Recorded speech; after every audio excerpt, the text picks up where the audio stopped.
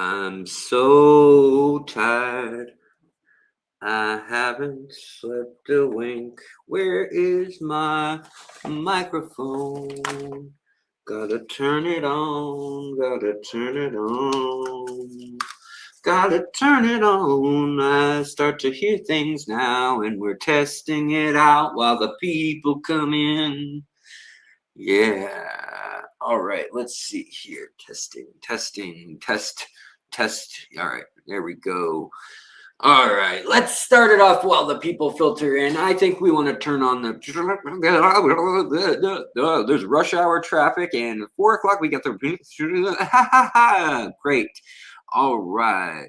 I'm so tired. I haven't slept a wink. I'm so tired. My mind is on the blink. I wonder, should I get up and fix myself a drink? No, no, no. I'm so tired. I don't know what to do. Although I'm so tired, my mind is set on you. I wonder, should I get up and call you? You'd say, I'm putting you on, it's no joke. It's doing me harm, it's can't sleep. I can't stop my brain, it's 3 weeks. I'm going insane, I give you everything I've got for a little peace of mind. I give you everything I've got for a little peace of mind. Anyways, guys, how are we doing? Mr. Pibb is Dr. Pepper that flunked out of med school. That's, I agree. Mr. Pibb can't get their ish together either. I have been trying to source Dr. Pepper consistently, and at my local store, they have a deal where it's like buy 3. Wait, here, where's the art on this can? It's like buy 3 packs or buy 2 packs of soda, get 3 free, which is, you mean 5 12-packs. So that would last me like months, right? Like 2 months or something. Well, actually, what would that last me? 12. Yeah, I mean, it would last me about a soda to a soda and a half a day, something like that. But soda in Seattle is expensive. Like a 12-pack is like $14 because we have this sugar tax thing on it. And, it's like about the same price as like cheap beer. So anyways, I would try to go get the Dr. Pepper, and they'll have like 3 cases stocked of Dr. Pepper and not the freaking, and they'll have Mr. Pibb too. So then I'll go buy Dr. Pepper and I'll be like, well, what am I supposed to do? You guys don't have enough Dr. Pepper to do the deal. And they'll have like 800 cases of Coke. So I'll get like, 3 Dr. Peppers and 2 Mr. Pibbs, and they'll like write me a rain check or whatever saying like that's okay. So that's what I do. Anyways, that's how I've ended up with the Mr. Pibb. But I was loyal to Dr. Pepper, just to say. I mean, like I rocked them hard for years, and they never came through. They never came in clutch with the support or the sponsorship for the channel. It was really their loss. I mean, now if you have 100,000 people on your channel and you like offer them to come through and and you're like, hey guys, I would like to drink your soda and chat casually with people, being an influence on what they drink, and I don't have I don't have diabetes. I guess that's probably an upside to it. Yet they're like, yeah, here's free Dr. Pepper. In college, I've told this story once before, but I'll tell it real quick before we get into, Dr. Pepper CO2 tank or ditch them. Nancy knows exactly what I'm talking about. So what I did was I pitched this idea. I wrote a letter, and I attached an image I sketched even. This was a while back. I haven't really gone through the proper channels in like 5 years. So the channel has really changed. It was like at 10,000 subscribers back then. But the idea was to get a CO2 tank that looks like a bottle of Dr. Pepper. and to do the aquariums with it, and also have a fountain with the soda gun underneath my aquarium. I mean, nothing could go wrong there. There's nothing wrong with that. I mean, like, well, I guess I could have like fish water going into the line, or I could have Dr. Pepper going into the tank. But other than that, or the CO2 blowing up, all those things, nothing could go wrong. So I just don't know why they wouldn't do that. Like, it seems like such a win-win, but whatever. Let's see here. So guys, I see you filtering in.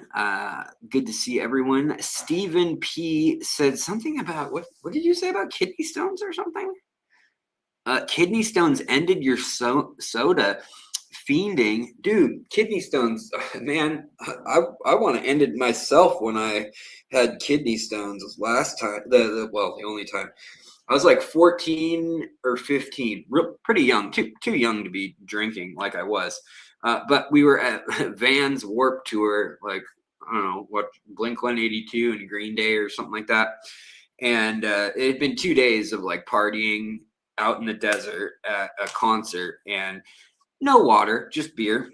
And I got a UTI and a kidney stones, and the calcium in my bladder had crystallized. Apparently, I had calcium crystallets in my bladder lining that basically felt like shards of glass.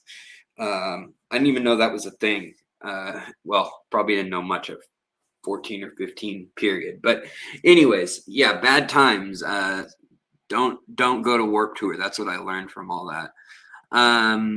Let's see here. Big Snake mentioned something, and I would like to 100% say, yes, you've noted it. I think you're right.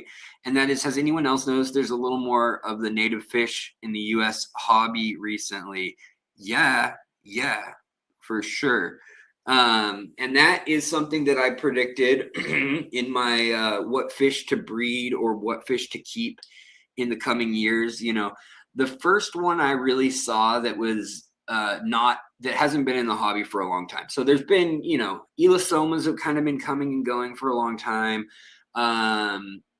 Pygmy sunfish, banded sunfish, stuff like that have been coming and going, and here and there, kind of in niche hobbyists.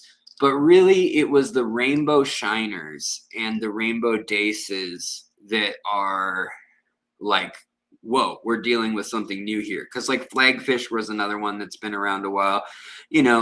Least killifish, those have been around a while. Golden top minnows have been around a while in the hobby. But I think some of those, including like the some more shiners will come in. I also think like saffron shiners will definitely have a place.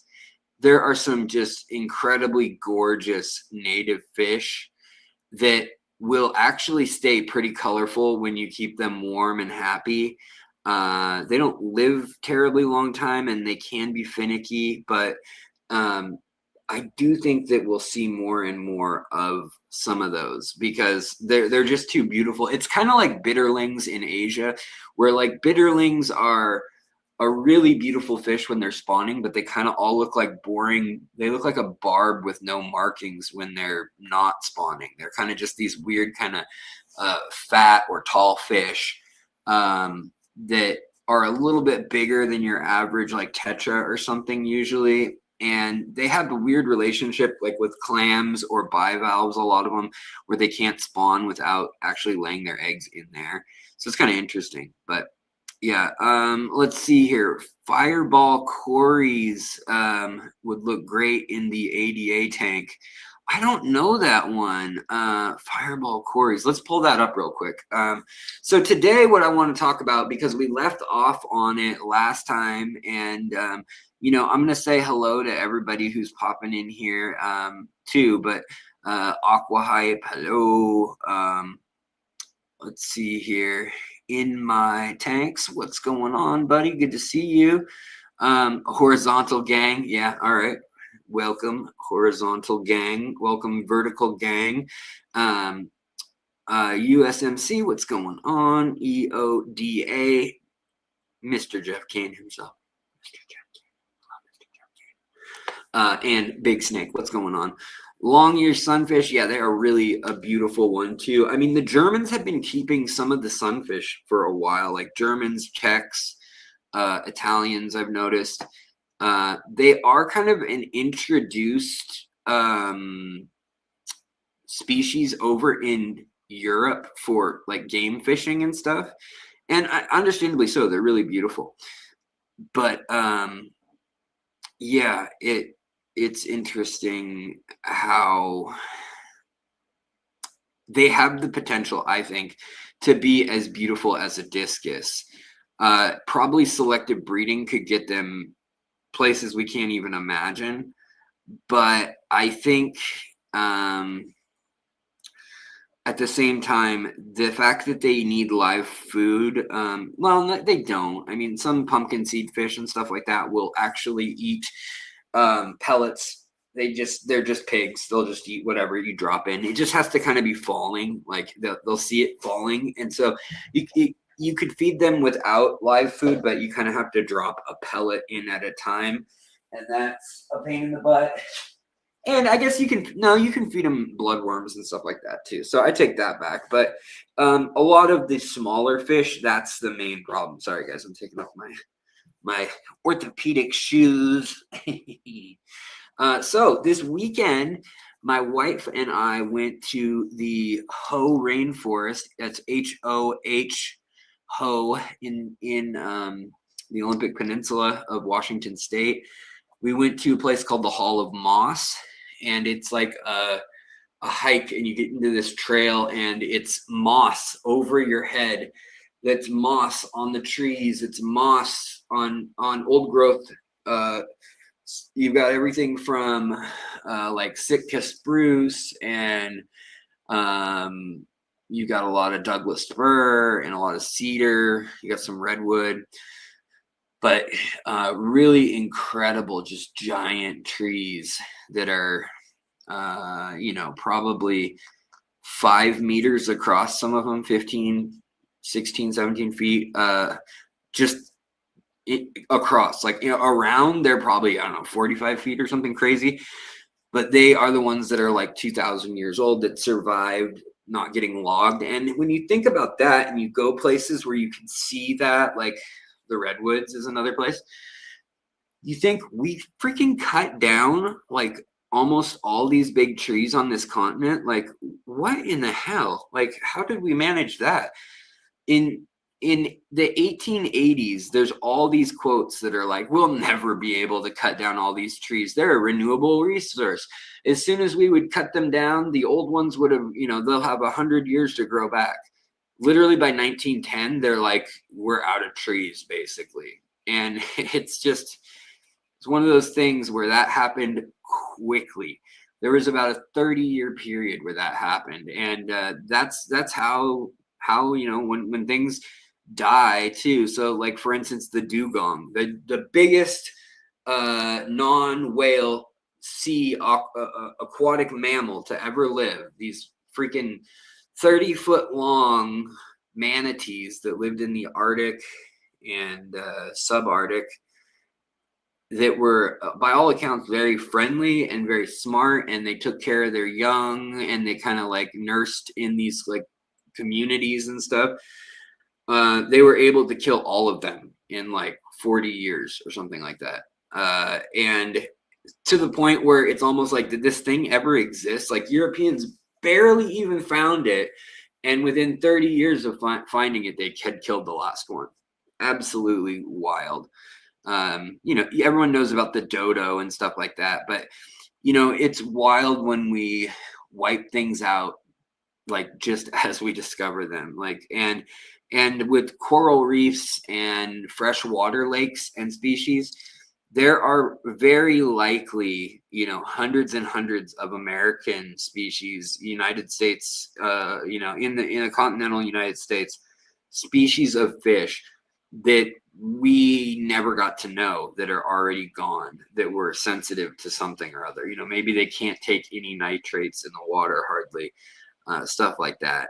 So what was cool about going to the Ho Rainforest this weekend was to see such an intact ecosystem. All the fungi, all the, you know, there's yellow, orange, pink, green, purple mushrooms growing in these moss thickets that are literally like, some of the moss had fronds or like needles this long.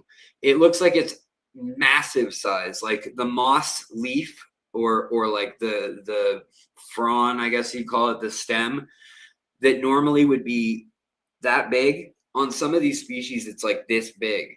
And there's like bladderwort and lichen and all this other stuff. So I took some pictures, I took some videos, and I'll probably be putting them up in the shorts section. Also, aquatic plants in a rainforest that was 37 degrees. There was literally ice on the window of the car. And we go to the creek and you see cutthroat trout, and you see baby salmon smelt, and you see there were some I saw signal crayfish, and I also saw a what else did I, a couple of the little sculpin type things. They're like little darters. They have spines on their back, and they're maybe 3 to 4 inches, and very ugly looking faces, but brown, red, and kind of green tones, a little bit of yellow in there sometimes. And they just kind of hop along the sand and stuff. But the baby trout and baby salmon were kind of all over the creek, and they were in this water. I'll give you guys a sneak peek right now. I know we all hate this version of the camera, but it's just the quickest thing that I'm going to do, because I don't want to like set everything up and like show you guys the whole rigmarole right now, when I'll be uploading it all for y'all to check out. But, you know, it was really beautiful. My wife, for her birthday, we found a cool spot to stay. And this was our view on the actual beach. I mean, that sun just blinding us, but that was our view from bed. Like, okay, well, you can't see anything there, but that was our view from bed. It's supposed to be blinding. Like, that is looking out on the Strait of Juan de Fuca. And yeah, this was lofted, but that was the living room. And she got that Airbnb, again, just like blinded by the sun there. And we saw elk, we saw all sorts of stuff. So it was a really cool trip. It's really beautiful out there. If you've never seen what it looks like, it looks kind of like there's these mountains in the distance behind farmland. And then you get out there, and finally, when you get into the thick of it, don't worry, none of that really mattered. But this is what I want you guys to see. So let's see if we can get this to focus and show you a little bit of color. Let's see here. So that is crystal blue water and all sorts of plants growing under the water. And all the baby salmon were swimming in this water, and in these like maybe 6 inches deep to a few feet deep. And the sun is coming through so bright, because we're in a valley that is so dark that it never gets sun. Like hold on, let me turn this all down. That's the problem right there, is the sun. Yeah, so it has this ghostly blue color to the water. And that's all glacial water. It's just, I mean, it's so beautiful up there. And I'm thinking, like, do we want to do a video where I identify some of the plants? I don't know. I don't have that much like footage of anything fish related, because it's just like baby fish swimming in the current. But again, you can see the moss just grows up and out, and there's all sorts of salamanders and frogs, and you know, it's a really kind of magical environment that you will not see anywhere else in the world a temperate. I mean, like, look at this scene. This is not a video, but this doesn't even look real. There's like frost on the ferns. The moss in the logs is covered in. I mean, the logs are covered in moss, and then you know, you've got also. Well, I'll upload them so you guys can see them better as shorts or whatnot, or on Facebook too. For those of y'all who are really in the loop, you know that Facebook has kind of a behind the scenes that's free. But anyways, yeah, that sun comes through and it's just so bright and so beautiful. Do I have one more video to show you guys? I thought I had a cool video of this one spot where the water was like 6 or 7. Yeah, here we go. The water was 6 or 7 feet deep right here, and just blue, and it looked like it was maybe a foot deep. I took a stick that was like 5 feet tall. I couldn't even touch the bottom, and there's just layers of moss, different kinds of moss, different species growing in the creek. And there you can see a trout's tail flicking by there, an adult one. And then in the current here, there's all sorts of just different interesting like myriophyllums and all sorts of different stuff, like mostly marsh plants that aren't truly aquatic, but a lot of them that are kind of on that marginal thing. Greg Guppy, thank you so much for the gift of 5 memberships. That is really thoughtful. Anybody who wants to see this, or I mean, anybody who wants to hear, you know, more about, I don't know, to hear more about fish, to hear more about whatever's going on in the world of fish, in the news of fish, being a member. You can be a member for as cheap as $1.99. You can get extra episodes. You can listen to the podcast format. So basically, it's just the longer episodes, the deep dives, in formats where I sometimes add a little extra commentary to make it make sense in case you're not watching also, and have made a playlist of 250 or so of my favorite episodes. And I kind of changed that and switched around from time to time.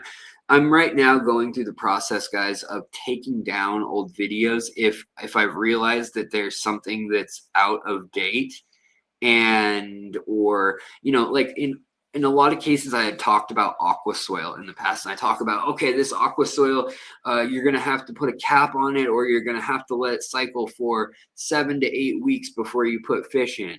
And now if I were to say that same thing about ADA aqua soil, it's just not true. You don't need to do that. You could, within 3 weeks, you can put fish in, no problem. If not, like, depending on how you do it, you could put them in almost immediately and be fine with a lot of species of fish.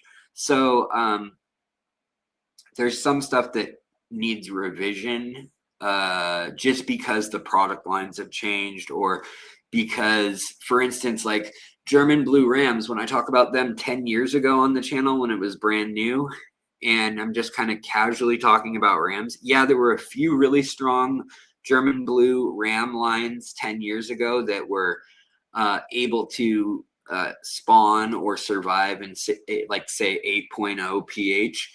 Some people were even having them spawn in like 7.8. Well, for years, like for 20 or 30 years, you would never get them to spawn unless it was like 6.0 tannic water, you know. And then it became like, oh, they'll kind of spawn around neutral or anything just under neutral. Now there's like no problem whatsoever. There's like every color morph you can think of. There's balloon bodies. They sell them at Petco. They're $8 instead of, you know, they used to be like 50, $60. So it's interesting how things have changed over time like that. Yeah. So anyways, that trip up to, hey, Jacob, Postilium, man, good to see you. Chevy Fish, what's up? Greg Guppy Guy, again, thank you for that. The gifty. Do appreciate it. And who else snuck in here that I've missed? Nancy, I saw you, and then we've got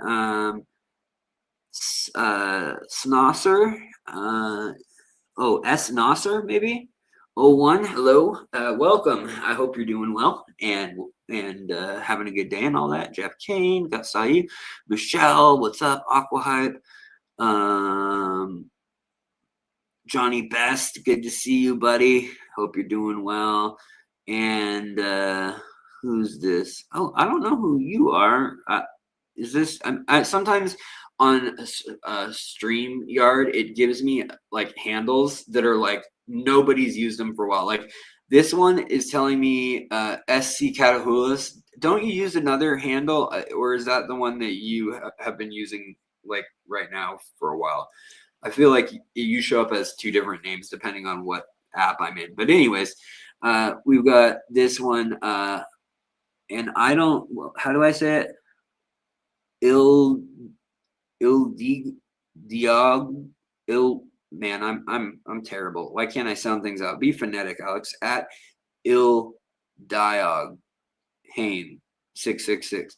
I don't know what that means. Does that mean something? Did I just say a terrible thing? Did I just insult 7 people? Anyways, Motep B, see you as well. And Loretta Jackson, what's going on? All right. I think we're all kind of strapped in. All right, guys. So let's get to the meat, the potatoes, I forgot I had a story that I was gonna tell you guys, and I don't even remember what it was about, but there was a story you guys missed out on. I opened your cursed mummy tomb. Yeah, that's right. That's what those words just did. Your angelfish just raised. Oh, that's pretty cool. Hold on, let's share that with everyone. Your angelfish just accidentally raised some barb fry along with their own. Separated the parents from the fry 2 weeks. Started noticing one group of babies on the side and looking different. That is super cool. Yeah, that is super cool. Wild. That's fun. I've had cichlids do that before too. You know, the other fish that surprises me that does that, that will raise its babies sometimes. Other times it literally eats them all as soon as it gets the opportunity. Batis, like scarlet batis, will sometimes raise their fry as if they were corralling like little cichlid fry. And it is so cute when that happens, especially in like a 5 or 10 gallon tank. You feel like you have accomplished miniature world. And then like one day they'll just snap and eat everything. And you know, I'm such a sucker for like experiments, or when I see something new going on, like I didn't know they were going to have babies. I wasn't expecting it. I wasn't like prepping them or doing a fake wet season or something like that. And all of a sudden I see babies show up and they're like weeks old. That's when I notice these things. Also, I have another video for y'all about algae that I got home yesterday, and the algae that I tried to take care of in the time that I left you guys on Friday and got back last night, I didn't do any more water changes or anything. I had my dad was going to come by, and he had some health issues and he didn't come by. We had someone come by and take care of the cat, but there was a friend in Seattle, but we didn't have, my dad lives outside of town. So we didn't have, he didn't come by, long story short. Didn't have any water changes done. Didn't have the lights come on, but I had the light from the other room. The ambient light in that room is insane. It is, it's bad.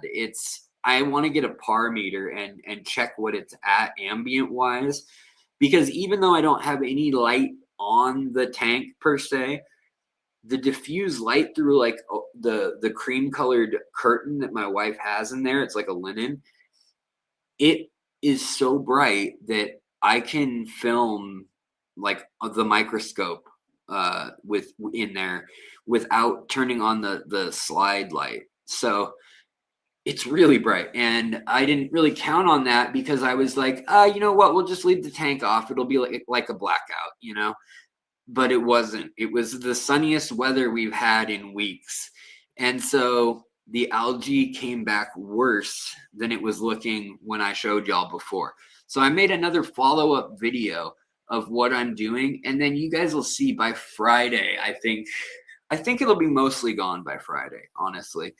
But so will some of the plants. Some of the plants got pretty battered under that, and some of the grasses melted pretty good too, the tissue culture grasses, and they still have their root structure, but they lost that like fresh green look up top. Now they're more like a dull earthy green, which is a pretty good sign that they might be melting. But what happened was we went all the way from 0 ammonia and the nitrites falling and the nitrates raising to the nitrites also back up again and the ammonia at 0.5 parts per million. So by water change last night, we got the ammonia gone again and the nitrates falling again. But we're going to need to do 50% water changes a day for at least 2 or 3 days. If not 75% water changes, would probably be better. But it's all because I introduced those plants that were from other tanks, unfortunately. Oh, nice. I've not seen the new rimless Petco tanks that go up to 28 gallons. Wait, unless it's a square tank. Maybe I have.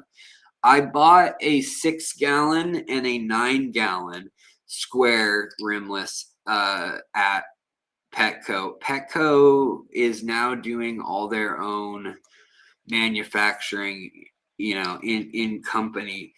But yeah, they've got some good deals. I've heard people have pretty good luck.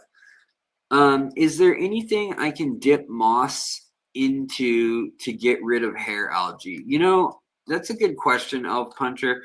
I don't know what to tell you anymore. People say hydrogen peroxide, but with moss, it really depends on the species. Some people will see that will melt it. It really depends on like what your baseline is.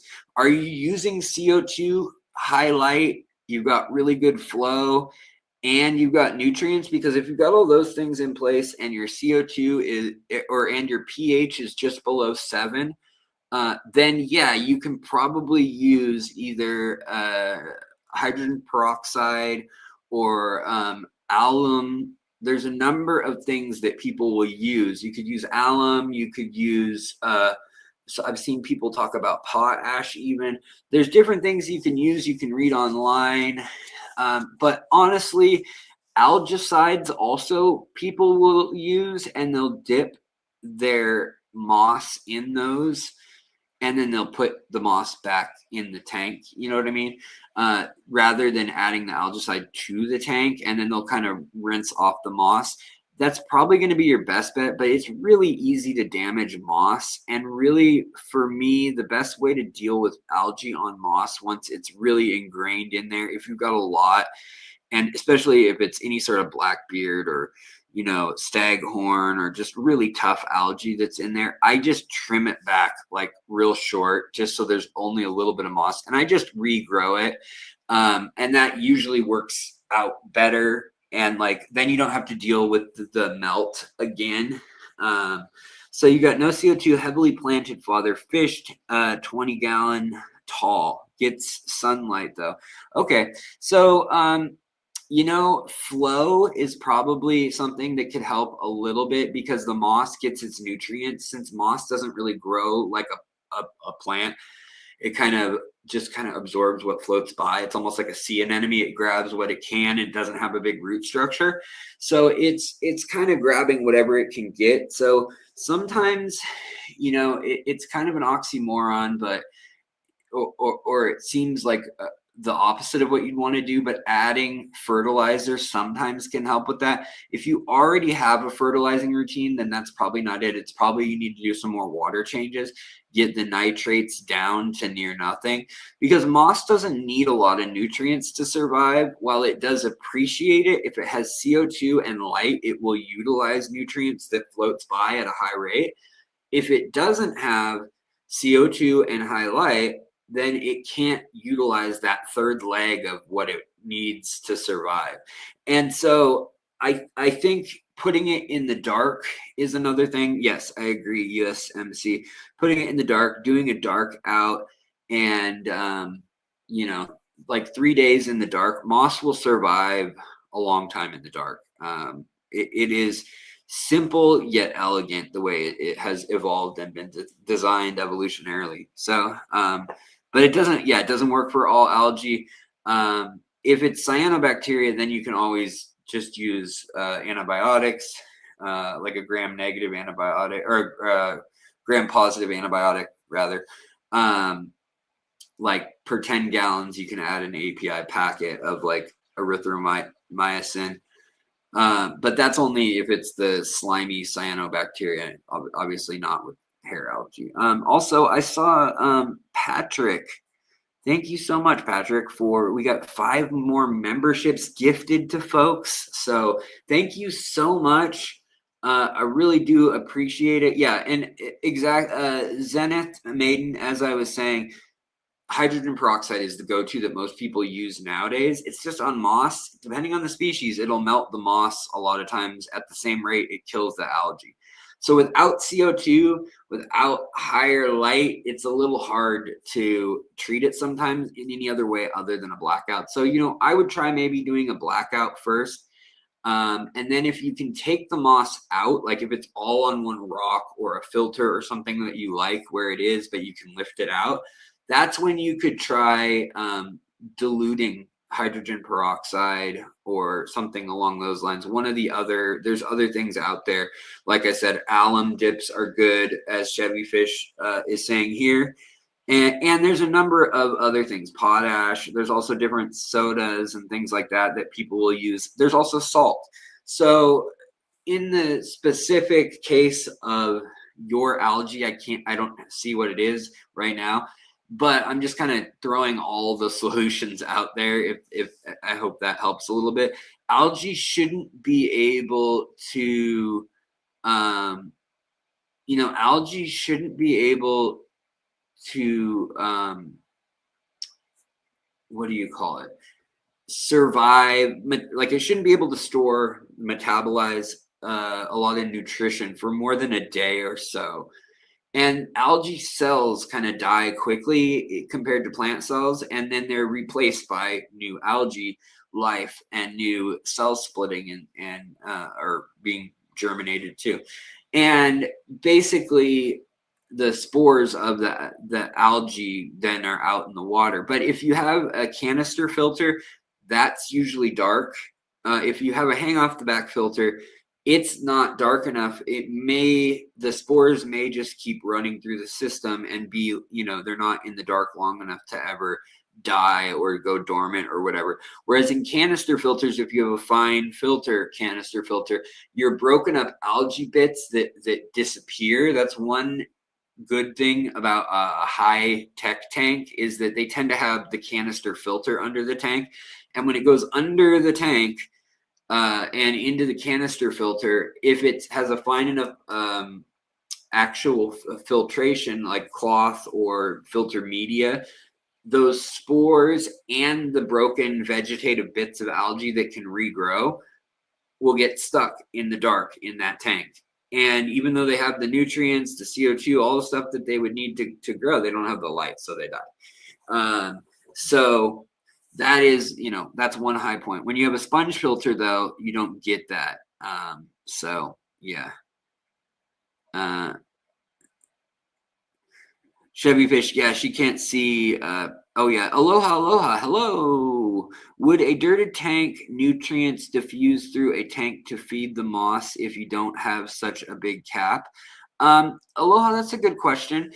So anything you have in your substrate, anything you have in your tank, period, if it's submerged in the water, it will leach out. If it's water soluble, it will leach out into the water. Even if it's not water soluble, the diversity of the bacteria that we get into our aquariums over time, a lot of times different things, whether that's potassium, whether that's iron, whether that's sulfur, there is some specialized bacteria that will end up in your tank over time. And as you've seen in my tanks many times, there's bands of like yellow, orange, brown, and you can see them like stratified into layers. And that is where whatever algae or cyanobacteria or bacteria or archaea, whatever species of thing, fungi, mold that eats it, and puts it into cellular use as either energy or as a building block of their body. They utilize it in different ratios. And so each of those things then over the years or months or weeks, whatever, it gets deposited where those cells die. And so you'll see, like, right where they die, there's an iron-rich layer in a lot of substrates that are dirt or silt, or even aqua soil that's broken down over time. You'll see a red or orange hue, and a lot of times you'll see a yellow stripe too. So that yellowy stripe and that orange stripe are usually where the bacteria that has taken the sulfur and the iron, where it has died. But then it's also a sign of that it was concentrated there, but also that's where you're losing the oxygenation. And so everything below that will be anaerobic or anoxic a lot of times. And that, when you know it's anaerobic or anoxic, when it's deeper than your rust line on an old tank, or when it's deeper than, say, 2 or 3 inches of very dense and packed substrate, then you can assume that anything leaching out of the soil and then going to the plants is happening at an extremely slow pace. So it's more of a pace where actually you're probably going to get plants with roots that are feeding off that stuff. Their roots are going to reach down there. Their roots are going to bring oxygen around themselves. They're going to bring, bacteria and other things that they live in conjunction with, their own biotes. And they're going to utilize different ratios of the nutrients, and they're going to then put them into tissue in the plant. And just like I was saying with the bacteria, those plants then are going to bring it up through themselves, put it through their leaves, put it into their stem, their roots, whatever it may be. And then when that stem, the root breaks off or whatever, and if you have some of the leaves of, say, Rotala or Ludwigia or whatever it may be, and that finally breaks off, and depending on what you're doing, if you're taking things out of the tank, you're taking nitrates out, you're taking nutrients out, and you're also taking the stuff that breaks down into organic waste that can foster bad bacteria in really thick old mulm. Too much mulm, too thick, and not enough like organisms going through it that actually eat detritus can be a problem. And so that's my main thing with father fish tanks, is that I like mulm. Same with Lucas Bretz, who has tanks with no substrate, just mulm. He allows leaves to pile up and stuff. For me, I prefer to let dried leaves that I add as botanicals pile up, because a lot of the organic living debris that is in an aquarium, so anything that has chlorophyll in it still, like green leaves, that still breaks down into volatile organic compounds. And as a general rule, those things build up over time and can, mess with everything from hormones in your fish, in your plants, and they can encourage melt of other plants. They can encourage algae big time. And it is those nutrients that your plants still won't know what to do with, but bacteria, algae, fungi, that kind of stuff, it knows what to do with it. And so if you're trying to raise a bunch of microscopic life forms, like for your baby fish, fry, or for, isopods or something like that, then great. That's how you get planaria, that's paramecium, hydra, all that stuff comes from that mulm, that breaking down organic stuff. But for many fish fry, especially like delicate, like rainbow fish fry, for instance, they don't want that high of a level of that stuff. And for the sake of, for very nice plants that have like that really crazy, bright red, you really want to be removing big leaf chunks and stuff out of there, because they are returning all those nutrients from the deep substrate and from the anaerobic layers back to the upper layer, over time. And while some people think that's what you want, in my opinion, that's something that you want a little of, but not too much of. Everything in your aquarium is kind of a balancing act, and you kind of have to know which things you're sliding up and down and where you want all those sliders. Like if you put one up, then it's going to kind of like when you have a sound equalizer and you change one thing and all the other equalizer things change with it. That's kind of what goes on in our aquarium. When you change the pH, you're going to automatically change the amount of nitrate solubility. The amount of CO2 probably is going to be inferred by that. And so kind of interesting in that sense how you learn over time how that impacts it. But if it ain't broke, don't fix it for your tanks. Critter Style says my coworkers have no idea. Where do you work, Critter Style? I'm curious because my wife glazes over a lot of times and she's like, I don't know what you said starting 2 weeks ago. So I stopped listening and I haven't been listening to this story or the project you're working on all week. Alex, do you find it necessary to use liquid ferts as directed in high-tech tanks, or do you typically use less? I use less. I always use less. If I see my plants are struggling, it's usually my Anubias. It's usually like big plants that are immersed and stuff like that. Like that stuff kind of gets like the fried edges and things like that a lot of times. For me, it's usually potassium that I ran out of. I don't know why my tanks run like that. It's just the chemistry of where I'm at. But really, a lot of people just guess. And Tom Barr and Dennis, as he goes by, but Jing Zhao Wang of 2 Hour Aquarius, they have both really good ideas and grasps on this stuff. And really, Tom Barr, there's no one better. He's the PhD of, wetland botany and ecology.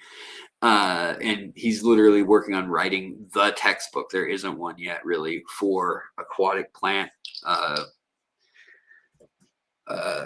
aquaculture, horticulture, well, not horticulture, sorry, I guess like physiology and ecology, I guess that'd probably be the best way to say it.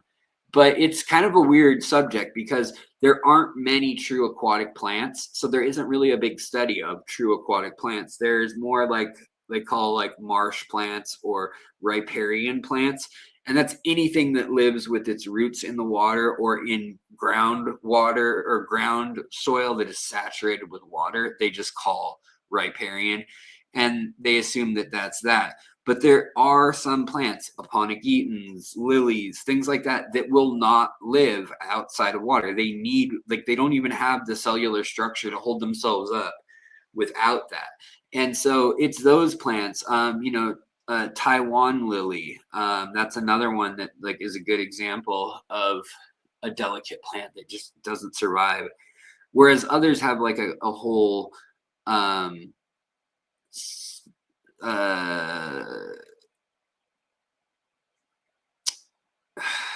have a whole different mode for acting when they're growing underwater, but they're not truly underwater plants, if that makes any sense. Marginal plants. Yeah, that's right. Chevy fish. What would I do without Chevy? U.S. Marine Corps, 2 Hour Aquarist, and I've listened every Tom Barr interview right on. I know I need to have Tom on my channel. He keeps saying like, yeah, I'll come on your channel. And then I'm like, when? And he's like, well, I'm busy this week. He has time to talk to me, but he doesn't have time to come on the channel. I think he likes to pull my leg too. He's been on Stephen P's channel. He's got a great interview on that channel.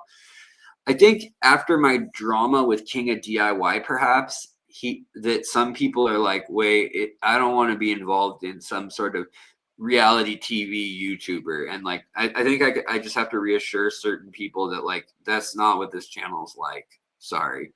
And they're like, yeah, but you're like always getting hurt and stuff. So they know what's going on here suspiciously, but they don't necessarily get engaged. And so I've been working on that because a lot of these people, I actually will say like, hey, I did a video on this. Can you let me know if you see anything like egregiously wrong with it, or if I messed up any concepts? And they'll look at it and they'll be like, yeah, it's better than most the stuff out there, you know, and I'm like, oh, is that good enough? You know, and they're like, yeah, don't sweat it. It's fine. And for me, I'm like, okay. And, you know, but I would love to bring more of that into the light. There are a lot of people I get to work with on this channel that never get to see the light of day. There are like people that I've started emailing 10 years ago about like guppy behavior. Like Kevin Resnick is somebody who I absolutely love his work. He is like the behavioral and evolutionary biologist that is above everyone else in the world on Posilia, guppy, and antler behavior and evolution. And right now he's out of USC Riverside. He used to be out of UBC up in Canada. And he has really insightful, incredible papers. He'll write me. He'll tell me like all this stuff behind the scenes of the papers and these anecdotes. And then I'll be like, dude, you got to come on, please, you know?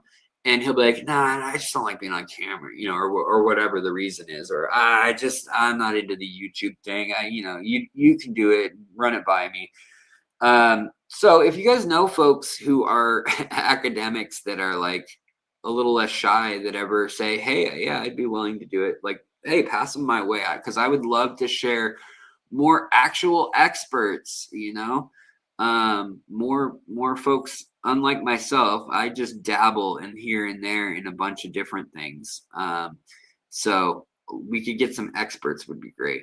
Motep B, the whole King of DIY thing, I'm not going to go into it, but if you look it up, it shows up for some reason for people as one of my first videos. If you go to my at Fishery page, just the homepage, but go to like the 40, I think it's 45 minutes in or so.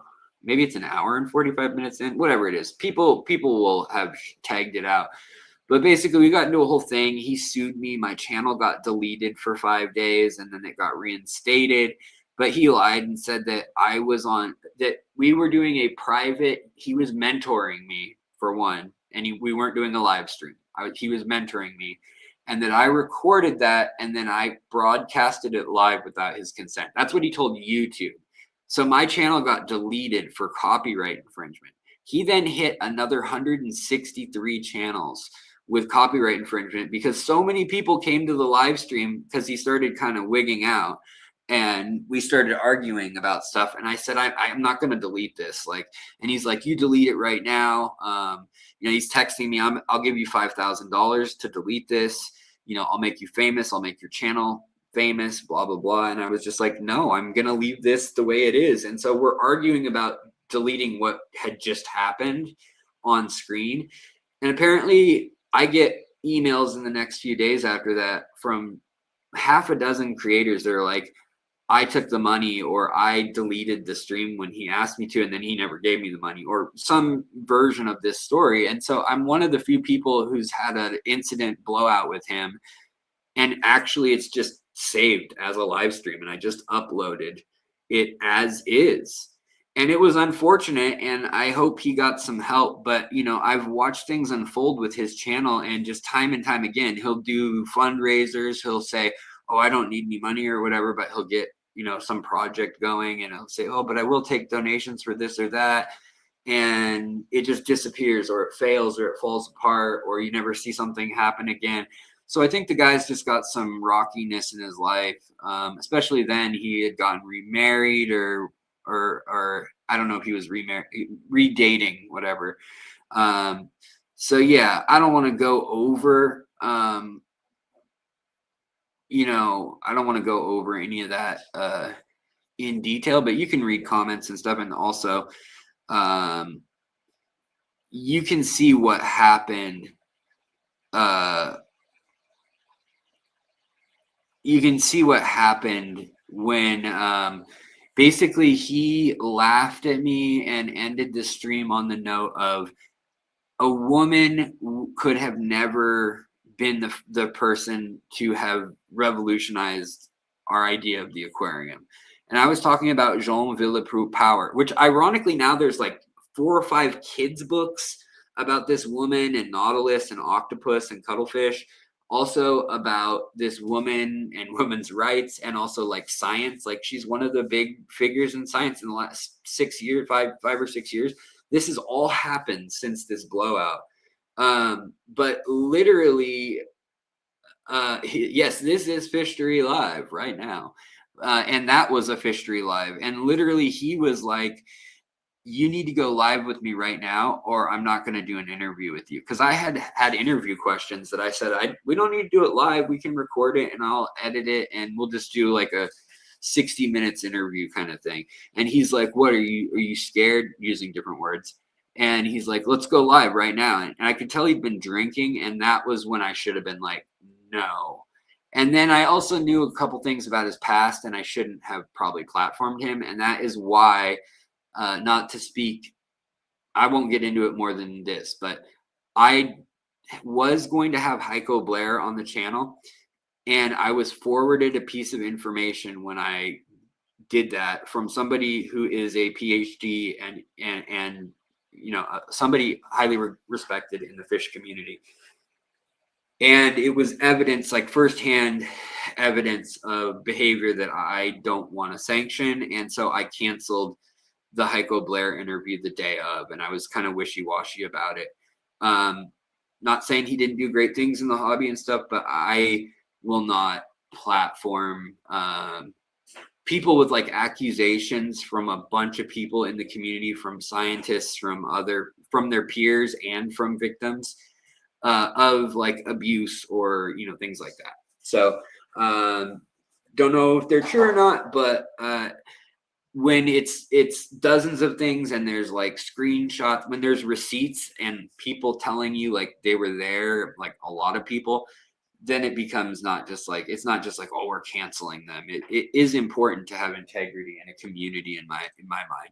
I could care less if people want to like I still think Joey, for instance, has a great his showing you how to build stuff and how to do stuff DIY, like his how to bake plywood tanks and stuff. I think that's great info. I used to watch his channel a lot. But at this point now, when you're a creator, you get to see things and meet people on levels.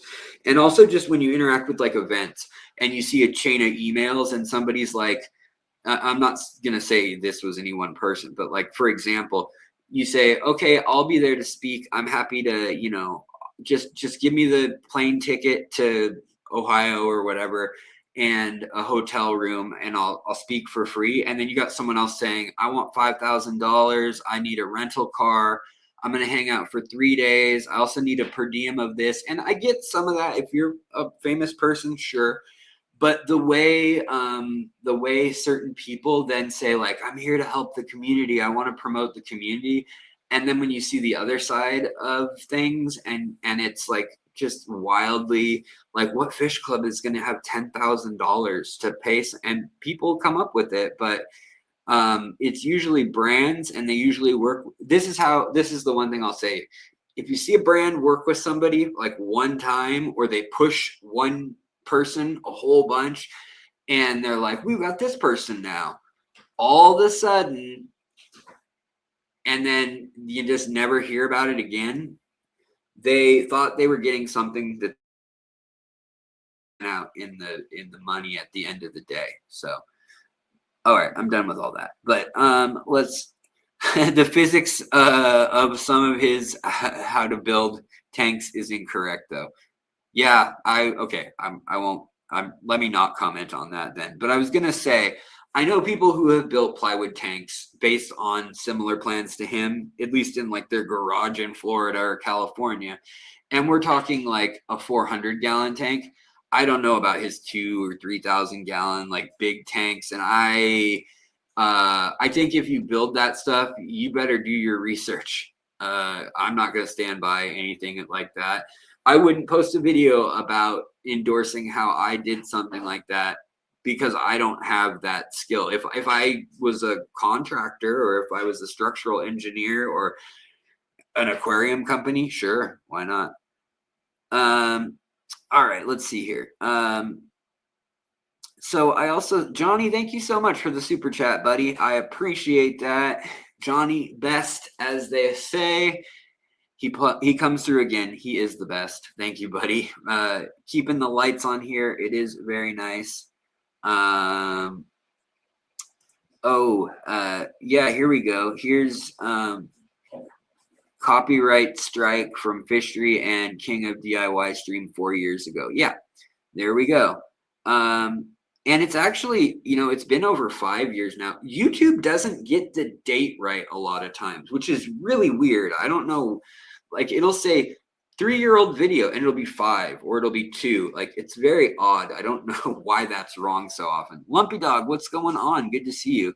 All right. So the other thing I wanted to do today is I wanted, I always do this. I always say, let's do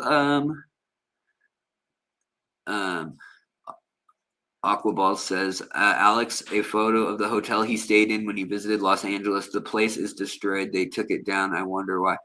The hotel he stayed in, huh? The hotel I stayed in when I came and visited you in Southern California. I stayed in the Murder Inn. No, whatever it was. I was a Motel 8 or Motel 6. It was a Motel 6, I think. Whatever the lowest number. Is there a Motel 4?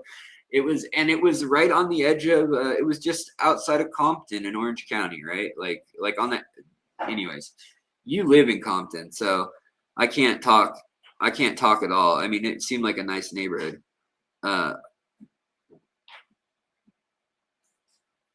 Oh, it's down. That hotel is gone that was there. Wild. Yeah, and that was all like 2022, 2021. I don't know. I forget what year that was, but yeah, that whole time, that was a weird time to travel and everything. So,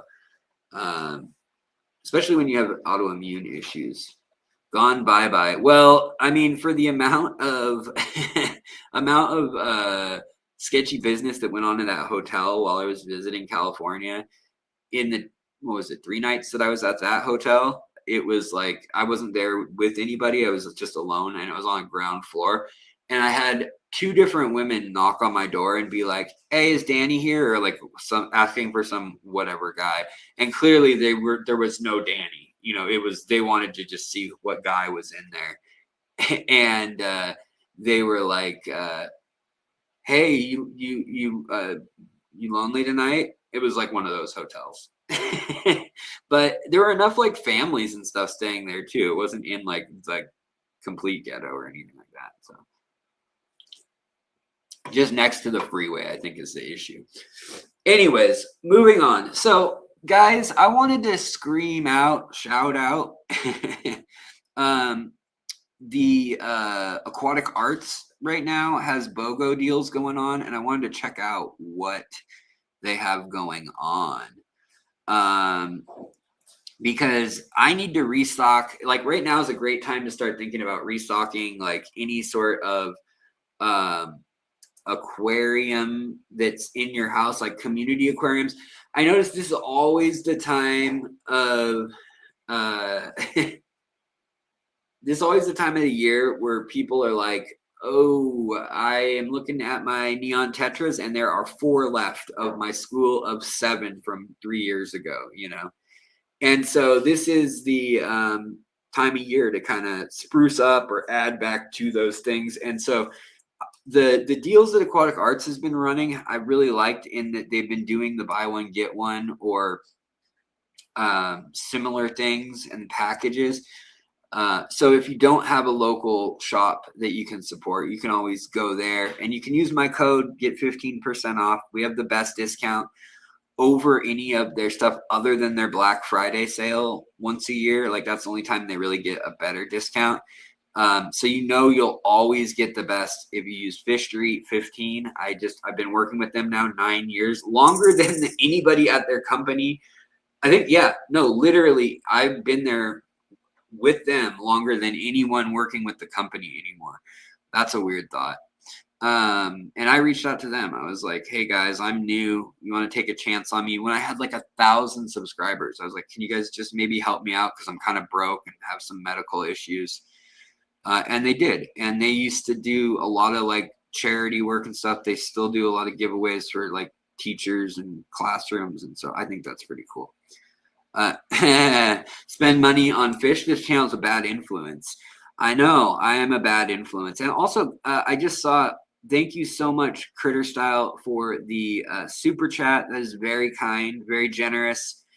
I got another 999. I got that 999 plan. Thank you so much. Very generous. Always so appreciated. Never expected. And Chevy Fish, who's been around the fishery community since it's existed, as well as the online community of fish keepers for years and years. Someone I would trust anything Chevy Fish says, trust her. She's correct. Even if it goes against what I'm saying, she's probably correct. I'm wrong, probably. So Chevy Fish says, I've been a customer of Aquatic Art for years. I highly recommend them. Well, there you go. You know, so there's that. Aquahype says, I wish there was fish exchange. There's so many people who just want to get rid of the fish they have. Yeah, I know. That is something that is, you know, that I was hoping that when Vivi, if you guys remember that whole thing, I always thought that was a dumb name. But anyways, Vivi, when that whole thing got funded and they spent like $1 million on all of that, when all was said and done, and that was Aquatic Arts. And basically that's what broke the company at the time. The original owner cashed in his chips and left the company when that failed. And he did so in the middle of the night, like with his, you know, whatever, 51% share of the company. He basically sold it and peaced out. Is that a new beanie you're sporting and a purple sweatshirt? Yeah. What's going on, Lush Salty Aquariums? The purple sweatshirt I have had. I must admit, I have had. Yeah, it sucks that Vivi failed. You know, Vivi had issues. Like I know it needed work, but like I always felt like, oh, if they just tweak this and that, like they needed to allow people to buy and sell the fish and do social media sharing their tanks. Like if they were going to let people build an aquarium and share what was in it and like put all their parameters in, and then it was going to use AI later to suggest like, why don't you try pairing this fish with the stuff in your tank? I think that's a great idea, a great use of AI, like suggestive and then checked by the community. But at the same time, like they never implemented that, and instead they just looked for farms to support, to have things for sale that would stay in stock. And they worried so much about that and like giving them a really, really cheap shipping price that they spent half of their budget on that $25 flat rate shipping, losing money. And they lost money for a year and a half. So whoever used Vivi to sell some stuff, if they used it, there were a couple fish like breeders that made bank because they were only having to charge $25. Hi, baby girl. My wife and my baby girl kitty cat are here. They're home. Hi, baby girl kitty cat. Sumi says hi, everybody. Hi, everybody. Oh, okay, you leaving me now? All right, fine. But anyways, yeah, you asked about my purple hoodie. Purple hoodie I've had a couple months, but you do notice that anything like less than 20 years old is new to me. And this shirt here, this is not new. Wait, honey, did I have this shirt when you met me? Yeah, okay, this is a Water Demon tie-dye. And it was made in South Carolina or North Carolina, sorry.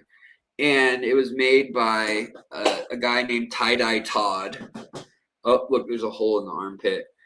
And I've had this shirt for 22 years, I think.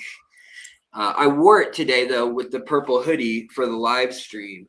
and it's supposed to look like a goblin or kind of like a skull or a scary face in water. He calls it the water demon shirt. But it's just a certain knot he ties and then does blue tie-dye. And then there's yellow and all the other color tie-dye around it. Anyways, I've always loved tie-dye. I used to wear tie-dye nonstop, but I've basically gotten fat and also worn holes in all my tie-dyes. I had so many tie-dyes. Yeah. Anyways, what's going on, guys? Bambi McCluskey, what's going on? You snuck in here. Sage, what's going on? Asya, good to see you. Also, did I miss? We had another gift membership from Johnny Best. Thank you, buddy. Man, you need to just, you know, I appreciate it, but you do so much for us. And then this hat, I got 3 of these hats for $20 on Amazon. They don't even have like a brand. It doesn't even have, it has like, it says like true original, which I don't know what the hell that means, but I go through beanies. I get them dirty. I'd rather just, I just throw them everywhere. Like I've always got a beanie, and then I'm working in the fishing. I'm like, this is too hot. And I throw it at the wall. All right, guys. So let's pull up Aquatic Arts real quick here and see what they got as deals go. You know, it's kind of funny because I call these, sometimes I'll call these live streams like, hey, we're going to check out what deals and fish are out there. And I never get to it. On those days that I say I'm going to do that, I just waffle on about, like, we have enough to talk about in the chat. And there's, you know, and we just get on side tangents. But if I say, like, I'm going to tell you a specific science story or something, unless I have like a whole presentation ready, that's the day that we'll like look at a video of, you know, what's out there. So, you know, maybe I shouldn't do themes for the live stream. Also, I've been meaning to have, like, in my tanks, I'm going to have Nicholas on again, and like a number of people. Adam Ragosi I want to have on again. Aqua, the Aquarium Guys podcast, they're going to have those guys. They're welcome anytime.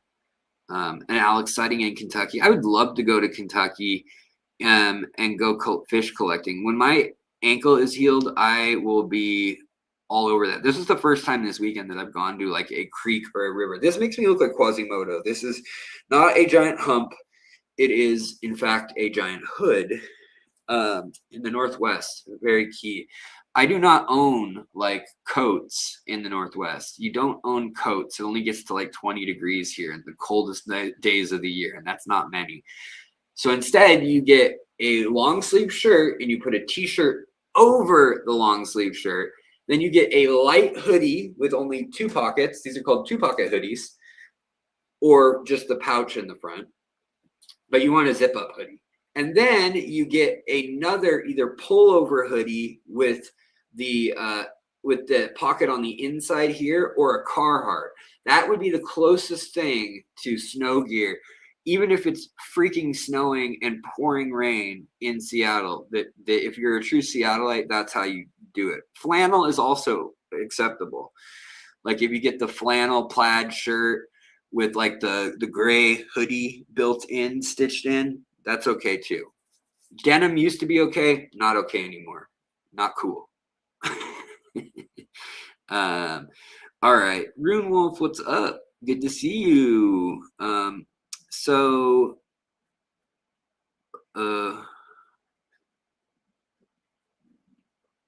if I want to do an ad, just post it as a video.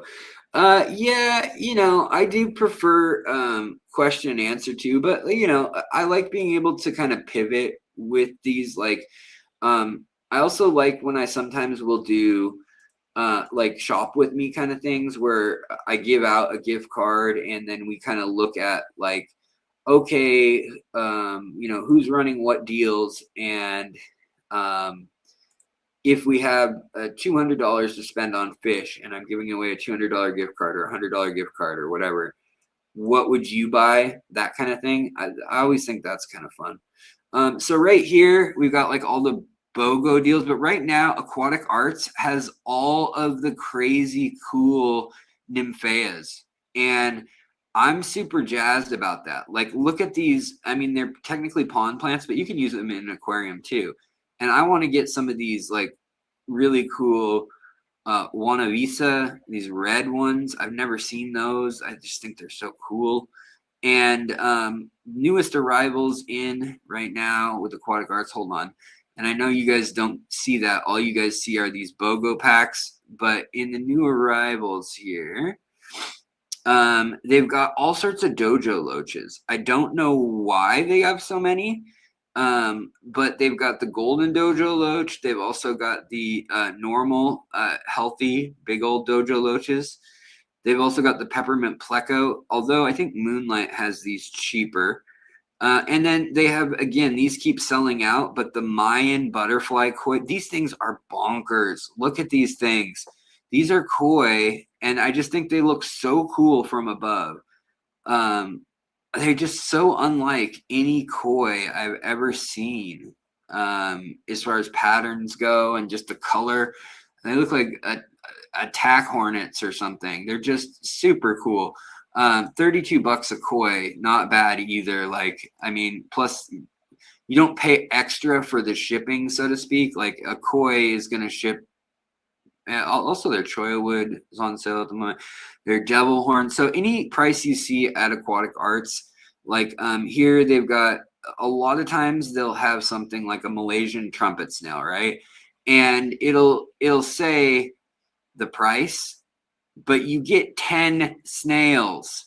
So people look at it and they're like, I'm not going to pay $6.79 for a snail. And then you click on it and it's like, oh, that's a pack of 10. So you can build your own algae eating crew, which is cool, where they've got algae eaters. They've got these pink antler snails that I absolutely love. And then they've got the Amano shrimp that are different colors. And you can decide what you want. If you want like autosynclus, assorted neorites, or king koopa neorites, or tiger neorites, zebra neorites, red racer neorites. If you want snow white, sun orange, or lemon amanos, and you can buy it as a pack for $62.99, and then you get 15% off more because of our channel's deal. But also in here, instead, you could get, instead of a 3-pack of autosynclus, you could also get Siamese algae eaters, or you could get Pandagara. So you get either 3 Pandagara, 3 autosynclus, or 3 of Siamese algae eaters, and then you get 5 Amano shrimp of either the lemon yellow, which I think they're the coolest, or the orange, or the snow white. Those are also really cool. And then you also get a 3-pack of assorted neorites. And I don't know if that's, it's probably 3 of the bigger size neorites. It's probably 5 of the little ones. But anyways, you can do that, or you can buy everything on its own. But I like that they're doing these like deals to bundle, because really, if you're ordering stuff online, you're going to have to pay shipping, and shipping sucks everywhere in the world right now. And it's just going to get worse. Like, that's one takeaway I hope everybody knows about what's going on in the world right now. Again, everyone's like, dude, don't, oh, Mr. Monks, you have some Mayan koi, right on. That's super cool. Yes, and they have Beta Mahachiensis at Aquatic Arts right now too. Totally. Is Cleanup Crew a marketing gimmick? No, I've actually worked with them to make sure that those are species that will clean up stuff. I've worked with them in the past on a lot of these kits and deals, like the shrimp kit, where you get enough food for a year, choya wood, you get some botanicals, you get to try all 3 of the different foods they make in-house, but then you get 10 mature females and 5 males, or you get 5 males, 5 females, depending on what species. And it's like 62 bucks, or 89 bucks, depends on the shrimp. Now, granted, Moonlight Aquatics is someone who has some of this stuff a little cheaper. Is the quality up to the same level. On some of it, yes, not on all of it. So you kind of have to go item by item, but Moonlight pretty much is the person that I've partnered with for like the rock bottom prices, especially on wild caught, like South American stuff or Chinese and Indonesian bred stuff. Plecos, Corridoras, usually Moonlight Aquatics, and using the code FISHTREE10, getting yourself 10% off. Usually that's the best way to go. But if if you want a pack or you want something unusual, something something that is interesting. So like, here's a good example. They have right now, never mind, you guys can't see that, but let's see here. What else do they have? Like, they have really good invertebrates, crabs, shrimp. See, these are the Amano, these colorful Amano. These yellow Amanos are so cool. They look like Neocaridina shrimp. They are so colorful. They get kind of this red or orange hue in there where their eggs are developing in their ovaries. And also right now they have pom-pom crabs, and they are cheaper than Moonlight, actually. I don't think they have blueberry snails last I looked. They also have, Thai micro crabs. These ones are so freaking expensive, and I don't know why. They're like $30 a piece. They must just not breed in captivity well. But also they've got mini orange CPOs. That's another good one. And then the Cully Loaches, they were doing 6 Cully Loaches for $9.99. And right now you can get a pack of 3 for $9.99. That's still a really good deal. These are the standard ones, but they also had the giant ones. But again, all of these shrimp that Aquatic Arts has, they do a killer job with. Whether you're just getting some lower grade like Sakura, these are just low grade reds. These are assorted Neocaridina. Every color you get like an assortment of something. And then they've got all these others too, like these greens. If I needed green, I would pay the $10. Even though it used to be $10.99, now they're $9.89 for this dark emerald green. I would pay that $10 if I was going to start breeding for profit. Like, that's worth your money. Certain lines, and that's why it's good to know. Like, honestly, that's why I'm here to tell you guys things like tangerine tiger shrimp, $6.79 for Caridinas. Snowball shrimp, these are good snowball lines. That's another good one to know. This orange Sakura line, I wouldn't pay $6.99 for. I don't think these are they're not a good orange or pumpkin. Gene, they just are they're not consistent. These orange Rillies, though, these are super consistent and look like they're fire. They're awesome. And they've also got a bunch of Siluaceae shrimp now, which is also really cool. So they've got these cardinal Siluaceae, which are the most common Siluaceae. But they also have some of the other ones, like the blue orchids and some of the others that are in the hobby now. And what's cool about that is you can put a rabbit snail, you can put rice fish, you can put these together, and they all have the same. There are 64 species of shrimp and 40 some species of snails that all live in the lakes on the island of Siluaceae that have that harder water. And so people with hard water can consider looking into and researching Sulawesi, spelled Sulawesi, the island of Sulawesi, and specifically Lake Poso, Poso, shrimp, because they actually live in alkaline water. It's a volcanic area with lots of sulfur, lots of limestone. Also, they've got this line that they were the first to have in the country, and these are the red onyx shrimp. So what that is it's a Bloody Mary exterior with black carbon underneath it. So they actually, when they get the red over it, it's like the darkest red you've seen, and it looks almost buffed like an old It almost looks like a mini figurine that you'd get for like Warhammer of a tank or something. Like they're really dark and they look really interesting under highlight.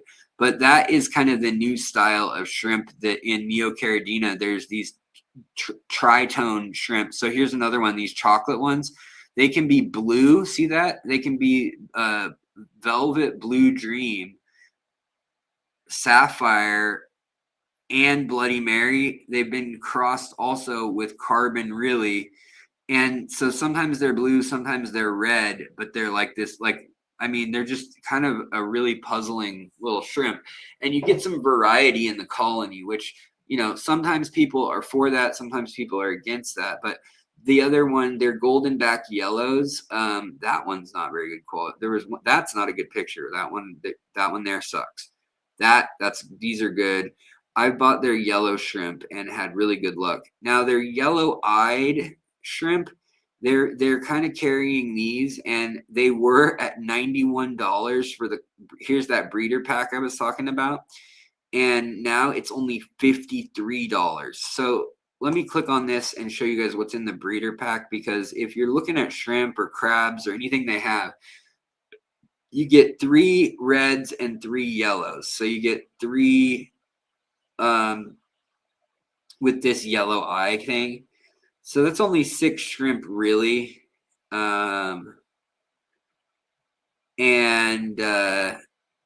Let's see. So you can either do that, or you can do 5 yellow eye cherry shrimp. Let's see here. What's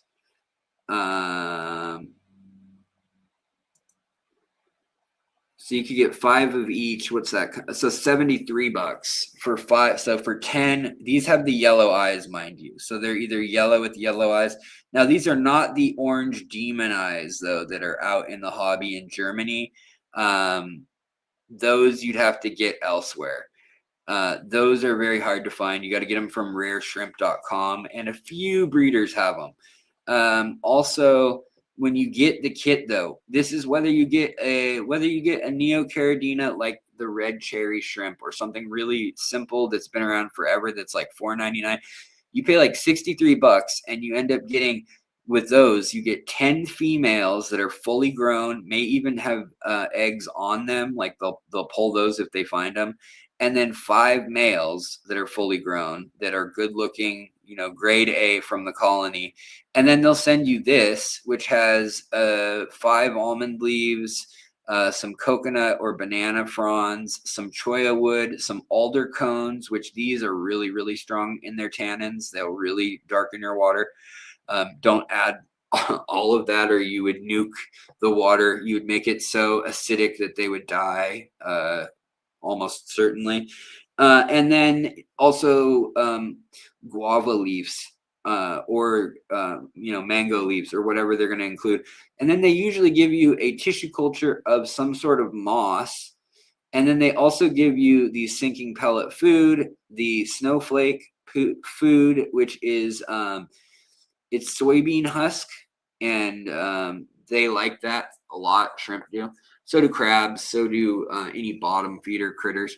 But the pollen granules are the real cool one. If you can get bee pollen, like this is the pollen that bees feed to their babies, that they like roll up and feed to their babies. And it's full of nutrients. It's like nutritional pollen. And you can get it locally too, but it's really fun to watch in the water. It sinks down, and then it floats back up. So it goes down, and then it slowly starts rising back up and starts like leaving this trail that looks like a rocket. And then all of a sudden it'll shoot back down to the bottom and then shoot back up to the top faster and faster. It starts gaining bubbles, and it goes up and down and up and down. And it leaves this streamer of dust. They're pretty cool. Importation costs right now are insane. People have no idea how bad it's going to get. I mean, they're just not going to be. Yes, and remember to get your remineralizer for Sulawesi shrimp. They definitely need their very own special blend. And yeah, salty shrimp is good. I usually use I was partnered with Dan's Fish for 4 years. I still think that Dan's Fish is a cool site. He takes good care of the fish he brings in. I will say that people lately have been giving me feedback that they aren't as happy with some of the issues of care and quality. I don't know if that is like a kind of a popularity contest thing or if it's a reality of the brand. But what I can tell you is that Aquarium Co-op started partnering with them, and basically everybody who had supported them before, we used to get what I wanted to do is I wanted to give the viewer a 10% discount and give me a 5% store credit or cash or whatever, however they wanted to pay it. Aquarium Co-op wanted it to be the other way around. So they wanted the viewer to get 5% off, which to me is nothing. It's not enough incentive to give you guys, like, it's not good enough. I want to give you guys more than that. And then they wanted 10% off. And so they made that deal, and they're like, do you guys want to keep that deal? And our answer was all, yes, yeah, we'll keep that deal. Steenfot Aquatics, me, and a number of other independent YouTubers that don't have like a whole staff or anything. And then what happened was they said, we're not going to let you use the discount code anymore on Dan's Fish. And there's no longer going to be incentive for people to even get a discount. Like, we'll give you the credit.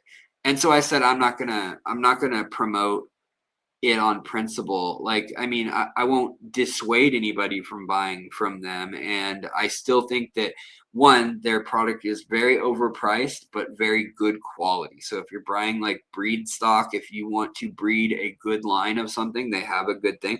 Or if you're just well-to-do and you want peace of mind, sure, I still stand by, I wouldn't have endorsed them if I thought they were a bad company or anything. But the Dan's Fish stuff, he was getting stuff that was kind of unusual and things. And now Moonlight's getting it for a fourth of the price. And yeah, Dan's link does. So Dan used to give out a link that, you could go to the website, and if you entered through the link, then users would get a one-time 5% discount. I would get a commission, and then the next time you guys would get nothing, and you have to use that same login. And to me, it was clear that Corey set his term, and that Dan decided that he wanted the clout or the influence, I mean, for lack of a better word, of Aquarium Co-op and Corey, who has a brand that's, well respected. And so he wanted his business and his terms where Aquarium Co-op gets 10% in cash of that first sale or whatever it may be. I might be every sale. I don't know. I don't know for sure what their deal is anymore, but that's what it was at first. And so then we basically all got shifted, which, to be fair, like, they did shift it fairly, like we were going to get it. But I said, I don't need that money as much as I'd rather give my viewers a discount. And they're like, well, that's not fair to the other advertisers, because then they can't match that price. And I'm like, well, they could if they wanted to offer people that same discount and not get as much money. And basically at that point they said, well, now we're just going to only offer everybody, I don't know what Aquarium Co-op's terms are anymore, but they offered Bob Steenfot and they only just said, like, now we're going to basically give you a website, and that code that you've been saying for 3 years that's in all my old videos, it's useless now, which is frustrating, because that is something that, like, it's in videos that are up for good, and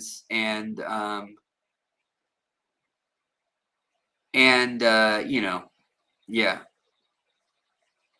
As a Wyomingite, they're the only fish dealer near me, so I'm torn between supporting them and looking after my wallet. Hey, if you can get a good price on fish from them and supporting, that's great. You know, they're buying from the exact same sources though that Moonlight is as well. Like Moonlight is buying from some of the same sources. And then when I found out that Chang at Moonlight was paying certain prices for things, and granted, he was not quarantining things for 90 days or have a vet on staff or anything like that. He was holding things for 2 weeks, looking for problems, and then listing them, which to me, that's fine. Just be transparent with whatever it is you do so that people can know what steps to take. And so for things like a puffer fish or a loach, or maybe a really rare like geophagus or something that is a bottom dwelling fish that tends to have a lot of parasites or that tends to not put on weight. Things like rummy nose rasboras, axelrod sundadanios, really tiny nanofish sometimes, or stiphodons. A lot of times they get these diseases or just health issues where they just can't hold on to weight and they just wither away in 6 months in your tank, and nobody can figure out what it is, even when you're feeding them tons of live food and stuff. And Dan's fish, I must say, definitely got stuff and cleaned it out so thoroughly in 90 days and got it live food and stuff that a lot of those problems, like they wouldn't seemingly list most of the fish unless they were good to go. And I appreciated that.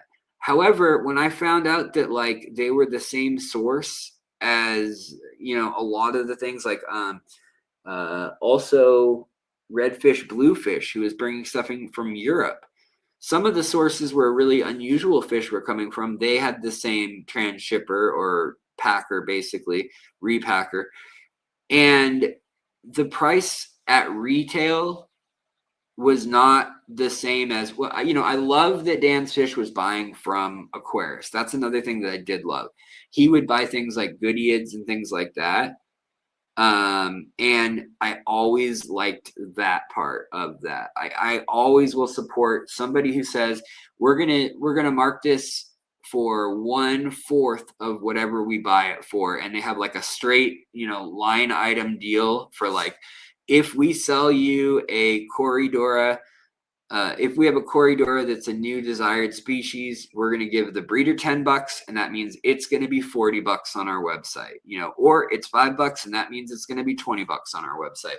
When they have a policy like that, I really like it. And for a while they did, but then when I found out like online, if they were getting stuff, it didn't match that formula. So like, if they paid $2 for a Cory from an Indonesian source that's breeding them, they may still be charging the 40 that they could get from the other breeder. And that's just capitalism. I mean, that's just profit. You got to get big profit one place where you can't other places.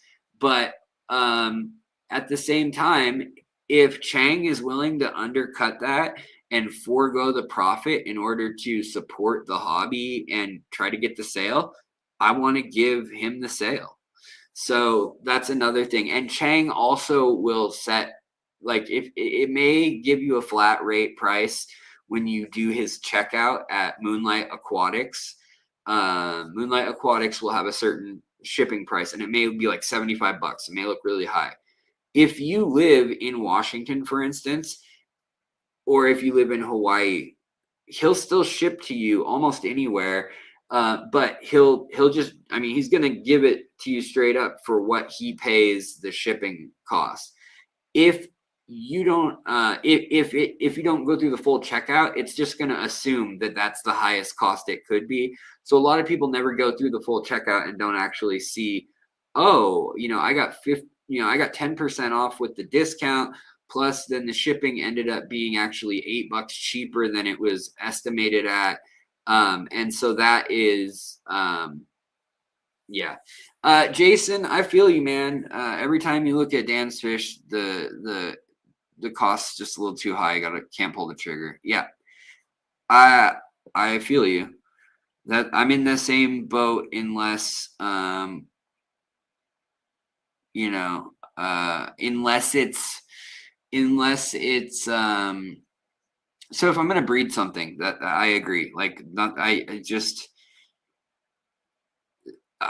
if I'm going to breed something, heavyweight champ, Alex, my entire reason for buying from Dan's Fish is that I feel confident in skipping quarantine, and I'll pay for that all day. Also, Dan's quarantine process is comprehensive and documented on YouTube. Yes, I agree. I don't know if some of that has changed, though. That's what I want to honestly know, and I don't know anymore, is that I know at one point everything was very transparent and documented on YouTube, and a certain staff was in place that I knew well. Now I don't, and that doesn't mean it's not, but I'm just saying I hope it's still like that. And if it is, then great. But because I'm not, I'm no longer really incentivized to. They don't give me anything to pass on to you guys, and so I'll say, just like the Wet Spot, that they're a decent place to buy fish, but they're expensive.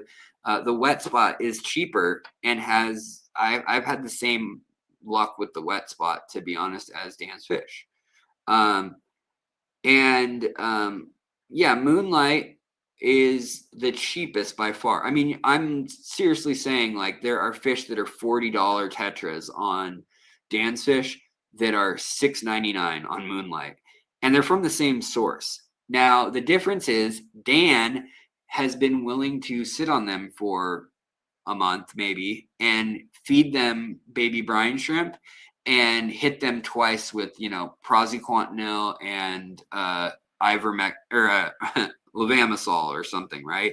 To make sure that they're clear of whatever it could be. Now, if you were confident enough to do any of that yourself, you could save a lot of money by doing such. That being said, even without doing that, I have gone up to I've gone up to Moonlight Aquatics many times, and when I can see the fish myself, granted I'm not buying it online, but when I can look in the tank and see the fish myself, as long as they all look good, I just put them in my tank, and I don't quarantine them. Could that bite me in the butt? Big time, yeah. I'm not going to do that with any tank where I've got, a rare fish or a fish that's truly unique that I care about. But if it's a big community,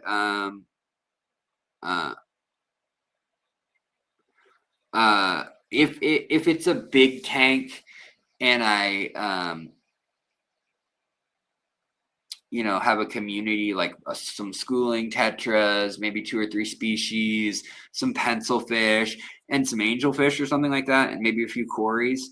Like, if it was something like that, I would take my chance. If it were something like beta macrostoma, and I'm doing a biotope, then no, maybe then I would make sure to QT, watch things, and make sure. It's kind of just, a fish is only as cheap as that fish can do damage, if that makes sense. So if you buy a $1 tetra, a $1.99 neon tetra, it's only $1.99. Like, what a cheap fish. Well, you throw it in a tank and it kills $400 worth of other fish. That's a $402 fish. So I do think about things that way. Live Aquaria still trying to sell their animals. God help us. Yeah, for real. Man, I can't believe that shit show's still going. Pardon my French. That is a bummer. Yeah, heavyweight champ. I always like that about Dan too. When he had issues, he would say, like, I'm not selling this because of that. Or with the Garamis, he had, like, oh, they all seem to have this issue, so I'm not going to list them, and that is worth it to me. However, everybody I do business with is like that. I wouldn't endorse somebody who isn't like that. Nobody I know will send out a sick fish Fish get sick on the way. Fish get beat up on the way sometimes. Fish get delayed in the mail. Things can happen, but I would never endorse a brand where they even have employees that would send out like a fish that doesn't look healthy. Like Aquahuna, I wouldn't work with. And I see that Jason is saying, not sure what others have experienced, but my experience with Aquahuna has been positive. I've never had a negative experience with them, but I've seen their facility. I see that the water is shared on a lot of tanks. I see how quick the turnover is. It's like a day or two sometimes. Other times they treat it if they see something. Again, they're not going to try to send out anything that looks bad, but they will send out like humped CPDs, like CPDs that have a slightly malformed body, stuff like that. Arizona Gardens, I would never trust them. They've committed a lot of bad problems, but yeah, stealing pictures amongst, I mean, they literally had to pay Aquatic Arts $100,000 at one point for that. I think that was like 10 years, not 10 years, like 8 years ago or something. But they were literally just stealing Aquatic Arts pictures, and then like they were even sometimes photoshopping the fish out of the picture and putting it on their background. It was really bad. And I was one of the people who noticed that and was like, hey, that's not cool. And yeah, and a lot of times stuff's not right. Denang says Aquahuna not worth it. Yeah, I'm glad to see you guys' opinions. I mean, if you guys have a problem also with like Aquatic Arts or Moonlight for that matter, tell me. And when if I ever have a company, Imperial Aquatics is one that I'm working with. I only get a 5% commission on it, but you guys only get 5%, which is not like incredible, right? But they do have a good sale bin section like each week, and not for the sake of any money being made, but literally because I've been down there now several times and I know the people running it. I know the family. I know the guy who's in charge of the breeding programs down there with the different fish and the nano fish and the cichlids and stuff. I just think they're a good shop. I would spend my money there. They went up against Seagrest and Petco and PetSmart and some of the big suppliers that used to screw over farmers all the time. They used to sell, what used to happen is Petco would say, we're going to need 2 million neon tetras this year. And when the year would come around, the first quarter, they'd maybe sell only 200,000 instead of 500,000. And so they'd say, we need to scale that down. And so then after these farmers had already geared up and been breeding 6 months, a year out, depending on the species, these fish, they would then get told by Seagrest or other places, actually, we're only going to buy 1 million of those, not 2 million. And by the way, you can't sell them anywhere else. It's a do not compete clause. And they were price locked in. And so in that area, also hurricanes and things happened. And so there were times when people had hurricanes hit their farm, they're price locked in, and like it literally just crushed farm after farm after farm. And so farms with Imperial and 5D were the first two to do it. And then BioAquatics, which is now closed, which is a bummer, under Ange, who's working at Imperial now, which I think is kind of poetic. But he's like the master breeder. Ange is he's from the Netherlands. His 3 generations of fish spawning in his family. He figured out how to spawn panda loaches. He figured out how to breed bleeding heart tetras in captivity. Yeah, pretty wild. But all of those places, Imperial and 5D, they started selling online. They started selling straight to customer online.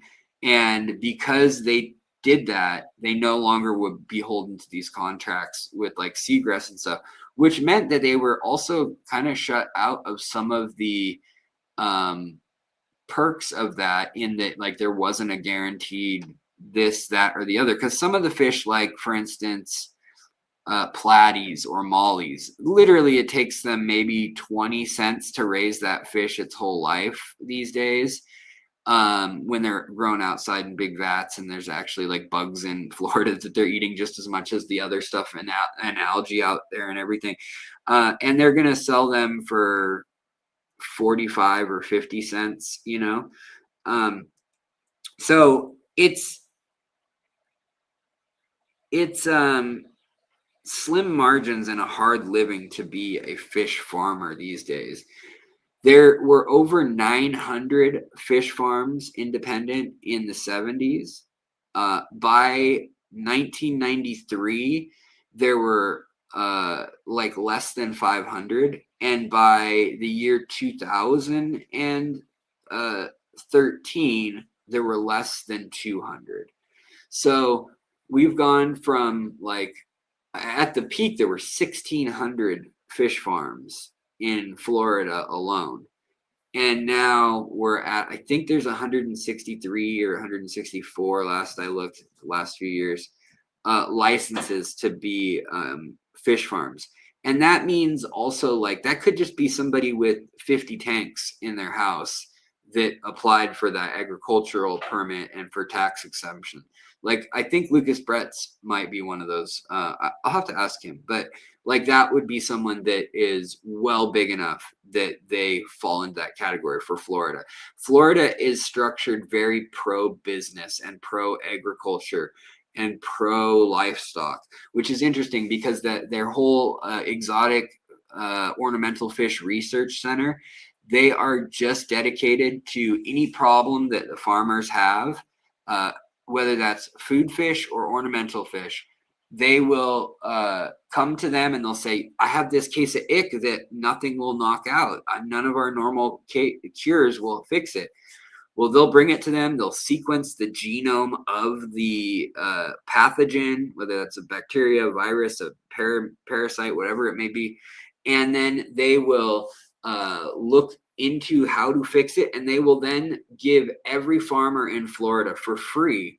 They will give them a handout on paper, email, whatever, of the process to follow step by step, both in one singular tank size or farm scale.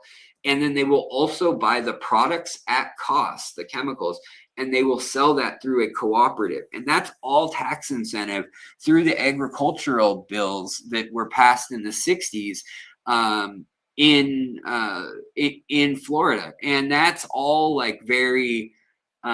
in the 80s, that was all backed up by the Republicans and stuff, all through the 90s too.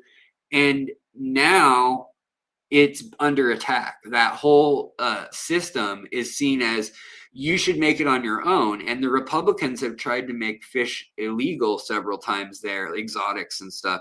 So now there's been this flip of that system in place that made it the best place to have fish farms in the country.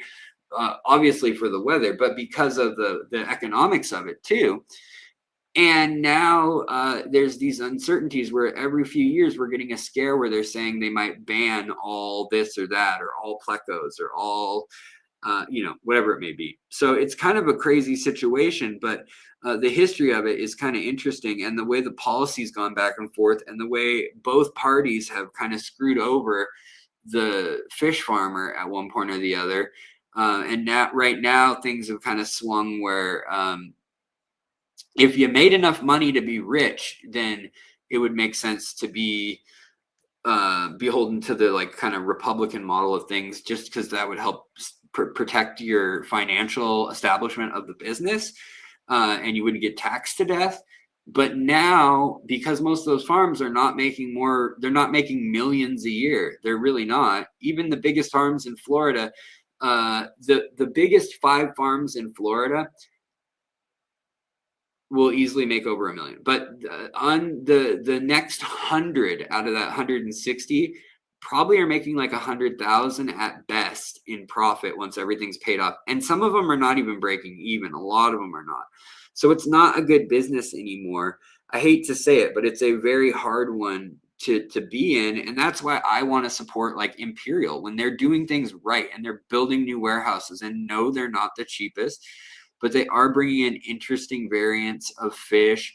They've been in business since the 70s. They've navigated all that. And as someone myself who I like the history of fish keeping, you know that most of the goldfish farms and fish farms, live bear farms and stuff, they used to be in greenhouses in, St. Louis and in Missouri, like throughout Missouri, Tennessee, Kentucky. There were a lot in Ohio. Louisiana had a lot. And they all moved out of there and went to Florida by the 50s. But for 100 years, from the late 1860s, there were the first few goldfish farms out in Ohio. And it really became an industry in like the 1890s. And then from the 1890s to the 1940s, or really till World War II, there was like this belt in the center of the country, northern Texas through kind of the center Midwest, where you had a lot of different farms with like cherry barbs, goldfish, and they'd have greenhouse tents set up so that they're subtropical. There were a lot of native fish too, so like sunfish, pumpkin seed fish, swordtails, mollies, platies, stuff from Central America, tiger teddies, a lot of stuff, stickleback, stuff that we don't see as much today as like aquarium fish. Almost more we see it as pond fish or kind of curiosity fish. Were for a while very popular. And it was all about what was rugged enough to be able to be transferred around the country in a train, and then from hand to hand, and then on a horse, or in a car that had springboard suspension that's really rough, and it's not an easy process. Then when steamships came by and all that happened, that's when we first even got the tropical fish, but really it's not till the planes started being jet planes, because even when there were early planes in the teens, 20s, 30s, they could bring fish, but it was more of a luxury, and it was more like, why would you be bringing a fish? It might be someone might bring their betta or their paradise fish, their goldfish to somewhere. And by the 30s, you do have transatlantic flights possible, but you see stopovers in Ireland, and then then going to the mainland or Newfoundland, like New York, Newfoundland, Ireland, or even Iceland too, and then to London or Paris after that. It's really not till after the war that we see the like transcontinental airliners and average people being able to do that then we get the cargo on board to also get to go. And that was when you see fish coming up from Rio de Janeiro to Miami, or from Rio to Lagos, Nigeria, and then from Nigeria to Barcelona or to Madrid or whatever. And you start seeing what we think of today as our modern fish stuff. But anyhow, what did I missed something here. Oh, Benson Eats, what's up? Check out the fireball quarries at Fritz Aquatic's latest video. Super bright red and black and playful. 1 minute mark. It would be cool to see them for that ADA tank. Okay, well, thank you, Benson. I appreciate that, my friend. Okay, let's see here. First class fish, what's going on?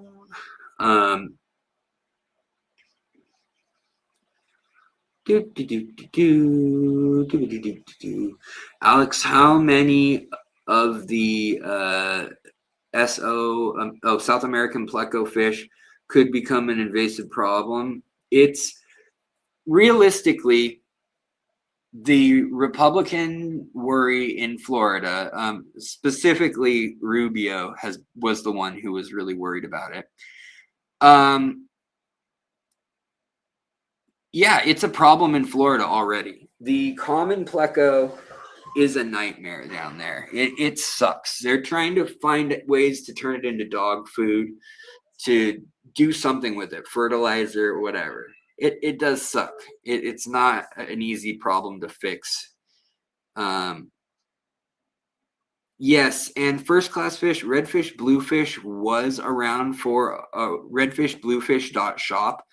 He was around for a while and then he left. I think he is gone now once and for all. I don't know if his website's still up, he's still here, but I think he sold everything out finally.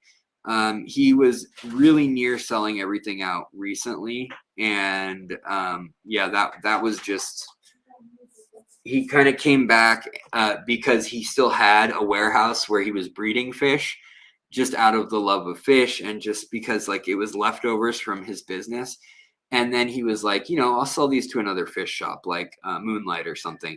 And then he realized like, wait, I have like 90 of certain fish, or I have this or that. So he did one last order to kind of round off things, and then decided, yeah, I got to move. So he's moving, and he's got a son who's about to be in college, college age. And so he got a new job too. Like he works another job on top of running the fish business. Redfish, Bluefish, their website is still up. Okay, if it's still up right now, then you can still order whatever on the website. Yeah, Jason in the past. If you guys order something, tell Jason I say what's up, because he's always like, "Oh, did you shout out my site?" And I'm like, I try to shout it out, man. I don't have any deals for you, but I know that he lists things pretty fairly price wise. But the thing he's doing right now is that his shipping, he is the thing he's doing with shipping is he'll do it slower shipping if the weather's okay. And he's just like, it's on you. Like if you want to do 2-day shipping, he'll pack it, the way that you would want it, with like a 3-day hot pack and insulation and all that. And he'll do the shipping for, I think, like $40 instead of $70 or $65 if you want to take the risk. Now for me, I would always do overnight if I could. Although with him, I have done next day in Washington State. But if you're in Washington State or Oregon, and redfish, bluefish.shop, if you want to get something before they're completely gone and closed out, yeah, hit him up in an email and let him know. He'll do the special shipping orders. But he is not going to be around long term for your. Yeah, Chevy just put it in the link. Thank you, Chevy Fish. He's not going to be around. He's not going to be around long. If it lets you order fish, he's got them. But because I was going to go out there and possibly pick up some of his fish and bring them back to the club and or to another store for him, just as like somebody take these. He had some of those red-shouldered McMasteri, the beautiful rainbow-colored apistos that I have that are 4 years old, the big male that I have that's got all the mohawk look and the rainbow color. He's got those red-shouldered McMasteri that are just breathtaking. He had like, I don't know, at least 40 of them left like a month ago when I talked to him. So yeah. Also, he had quite a few, what was it, like rummy nose tetras and Pseudomagil, Gilberti, some things like that. He had some kind of like unexpected stuff, maybe chili rasbora, something like that. But yeah. Anyhow,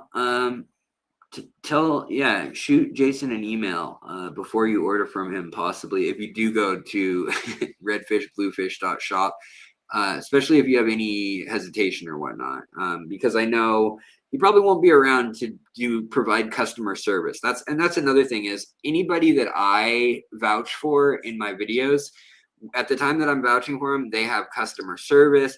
They have, within 24 hours, they generally get back to you. and that's something that I can't say for sure about Jason at this point anymore. You know, he's an IT guy. He does computer programming and stuff, and he just also is a fish lover. He and I were friends. We met through when I was working at the fish shop at Aquarium Zen in Seattle, and the channel was relatively new. We met, and he started growing tissue cultures and doing that in his basement at home. And so we covered some of that in some early episodes as well. Anyways, guys, I'm going to get out of here, I think. I'm hoping to go see Moonlight Aquatics this week and see some of the new stuff. He has a bunch of Cory species. He has quite a few things going on up his sleeve. Yeah, skimping on shipping never made any sense to me, is what Heavyweight says. 20% higher risk of DOA. Not only that, like a lot of fish, they're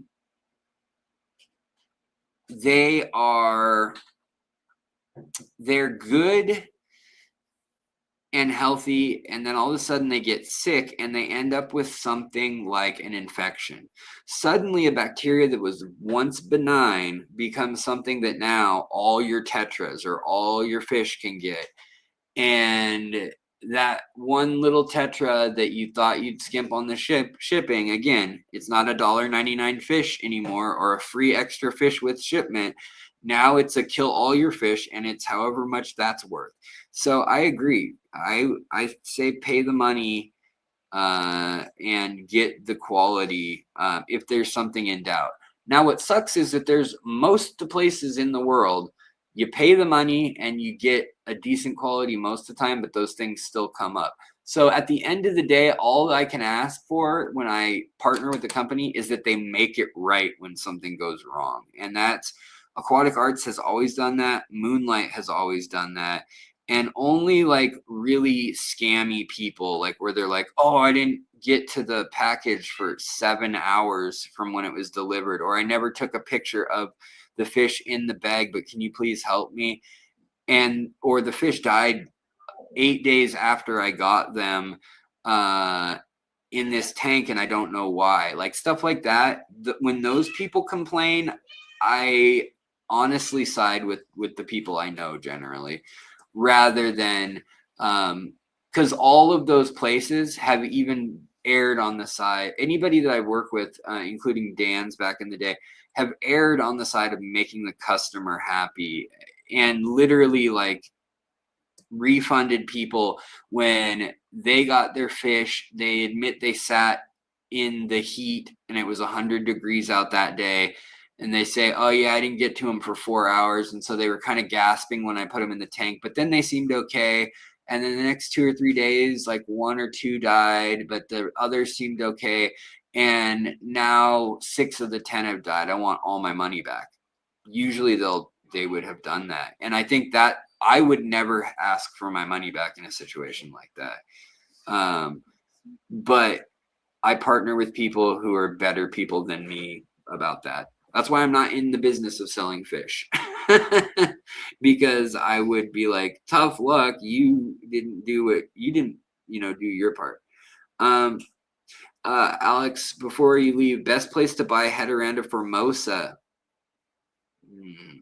Probably honest. I'm going to say honestly, I would go with Noah's Jonah's Aquarium. Jonah's Aquarium. And they have a lot of wild fish. Ryan Kinney is another person who sells a lot on eBay and stuff, that collects from the wild and has them from time to time. So you can find Heteranda formosa on eBay, and I have gotten them there as well in the past. But they are everywhere in Florida, and so anybody charging more than like $6 to $8 a fish, like forget that. Like you can just put your shoe in a creek in Florida, and you're probably going to come out with one of those in it. But every once in a while, you'll see them offered at Aquatic Arts. I'll ask Moonlight. What I want to know is if I hook Chang at Moonlight up with the Florida fish catchers that are going to go out and have their permits and stuff. Would he be willing to bring in a big enough batch that then he could sell them for like a fair price? Because that'd be pretty awesome. Yeah, they're usually homebred. Hey, no, Elite Menagerie, if you sell them, yeah, right there. Homebred. I can't say anything about the quality of Elite Menagerie habitats, but Imperial Tropicals has them. Well, there you go. Then I officially vouch for Imperial Tropicals, and I officially tell you that Elite Menagerie Habitats has them. Also, Jonah's Aquarium. These guys, they make the perfect dip net, which is my favorite net in the whole world, and they are the nets that every ichthyologist in the field tends to use. These and Heiko's fold-out nets. Hi, baby girl. And they sell lots of native fish, sunfish, pond fish, stuff that's even too big, like pike and stuff, and gar, stuff that's too big for most aquarium. Ow, cat got me in the butt. But guys, I'm going to get going. And yeah, Menagerie, if you want to shout out in the chat, like where you sell stuff, I'll let people contact you. That's not a shame. No shame in your plug there. I mean, if I bred and sold fish, I breed Heteranda formosa. I just don't want to ship and sell them right now. I don't have the time, or I don't have the energy, the focus, the time, the whatever. I wouldn't charge enough. That's my problem is I'm like, I don't want to charge that much for that fish. That's not fair. I would charge you $20 for that fish or whatever, $15 for that fish if it was worth what I would need to get paid to go do it. And it's just because I don't have that many of them, and it's not like scaled up as a breeding project right now, but I do have like 40 of them in my tank. So if somebody nearby me is like, hey, I want some of those, then that's a whole different story. I'll just be like, yeah, let me go get some. Imperial Tropicals is sold out. All right. Well, then it looks like you better go to Elite Menagerie and check them out, or Jonah's Aquarium. I don't know if they have them or not, but if they have them.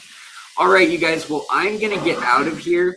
I'm sorry we didn't look at new and exciting fish like I said we might, but I'm glad we just chatted and had a good chat. I hope we had a good chat. Did everybody have a good chat? Was this good for you as it was for me? Thank you so much for the super chats, for all the memberships. We have like 15 new members tonight. Thank you so much, you guys. And if it weren't for the members, really, you guys are the glue that keeps, you guys are what gives me a paycheck. That it's somewhat consistent, that lets me say, okay, I have fish food and electricity money for the next week. So I really do appreciate it. And I have a video coming out soonish on algae, and then all the videos are filmed, just need to be edited. And also some of them I'm waiting to find something to tie in, because like I want to talk about the ADA tank and CO2, for instance. But it's not necessarily a product how-to use case. There's already videos for all these products online that I watched so that I knew that I was doing it by the book, so to speak. So that's beating a dead horse when I could just give you guys a link to those videos. Instead, what I want to double check is that the science that I'm saying is correct in some of the things that are like high-tech issues, where I don't know if in the case of using aqua soil and having no KH, if it's better to buffer with KH and GH, or if it's better to just use a little bit of KH and that's okay. Stuff like that. Alex, do you need a super chat for a haircut? Yeah. Yes. And my wife just goes, yes. Yeah, no, we were just talking about this. The lady who cuts my hair, our friend, has not cut it for what? It's probably been close to a year at this point. I don't know, probably like more like 7 months or something. She cut it when it was like this long, and she left the bangs long so that I could, I don't know, go. But You know, honestly, I've gotten fat. I've gotten fat on all these steroids and all these medications. And a fat guy with like long hair, like that can't even pull it back into a ponytail. I'm not even like comic book Simpsons fat guy. I am like just puffy in the face with messy hair, fat guy. So yeah, I need to get a. It's either incentive to lose weight and keep the hair, or wife says no, and it's my winter hibernation hair. Yeah, that's right. That's right. This is my hibernation hair. It's spring now. It's spring now. Yeah, it is spring now. Guys, just lay up, okay? God, I'm getting it from every direction, you guys. Anyways, give me that hair, long, beautiful hair, luscious, shiny hair. Home Alone 2, Lost in New York, Pigeon Lady hair vibes. Oh, is it that bad now, guys? Is it really that? Everyone gets fat and hungry from steroids. Yeah, prednisone's the worst. Cortisone, prednisone, methotrexate, all those things, they're all terrible for you. And my family and I know all about them. We all have autoimmune crap. Jonah's aquarium currently does not have heteranda formosa either. Well, then it looks like the menagerie is where the only place that I know of that has them. So right here, this person, look them up. Elite Menagerie, where can people buy your fish? That's gonna be the last note of the show, y'all. Oh wait, Jonah's Aquarium does have heteranda formosa in stock. Okay. Oh, they do. Never mind. Okay. Well, you can go here too. Does. See, Chevy, this is why you guys should listen to Chevy Fish and not me, because she's always right. And the thing she said in the first place was right, and I read it wrong. So, yeah. But wherever Elite Menagerie sells hers, or his, hers, then I believe in that too. Anyways, guys, I'll let y'all figure that out. My cat is just crying. My wife's crying. I'm just surrounded by hormonal women, these cats and women. And I wouldn't want it any other way, but I better be more attentive to my family. So I'm going to do that. And I hope you guys all have a wonderful evening. Thanks for hanging out with me as always. I believe we'll be back on Friday, probably. That's probably the next time I'll be back. And then I should have some videos coming up for you soon. Also, I want to do some species spotlights. So hopefully when I'm at Moonlight, we'll get some footage for that too. And cover something interesting. Because I need to get some fish. It's something we need to think about. Lisa the Wolf says I'm crying. Well, I am too. And it's because of all the hormonal women in my life. God bless you all. But holy cannoli, I think I'm getting hormonal. All right, you guys. I'm going to get out of here before I say something that gets me buried. And I hope you guys all have a wonderful night. Stay safe. Yeah, Chevy knows. She knows how it's going. Hug someone you love. That's right. Hug someone you love. Call someone you hug, or, call someone you love. Let them know you love them. Never too late. Never a bad time. Randall Ben, right back at you, brother. Love you too.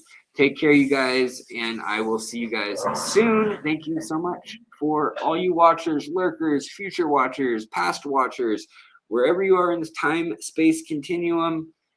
If you're supporting fishery, I appreciate it. Have a good one, guys. I'll talk to you later. Bye. Boop, boop, boop,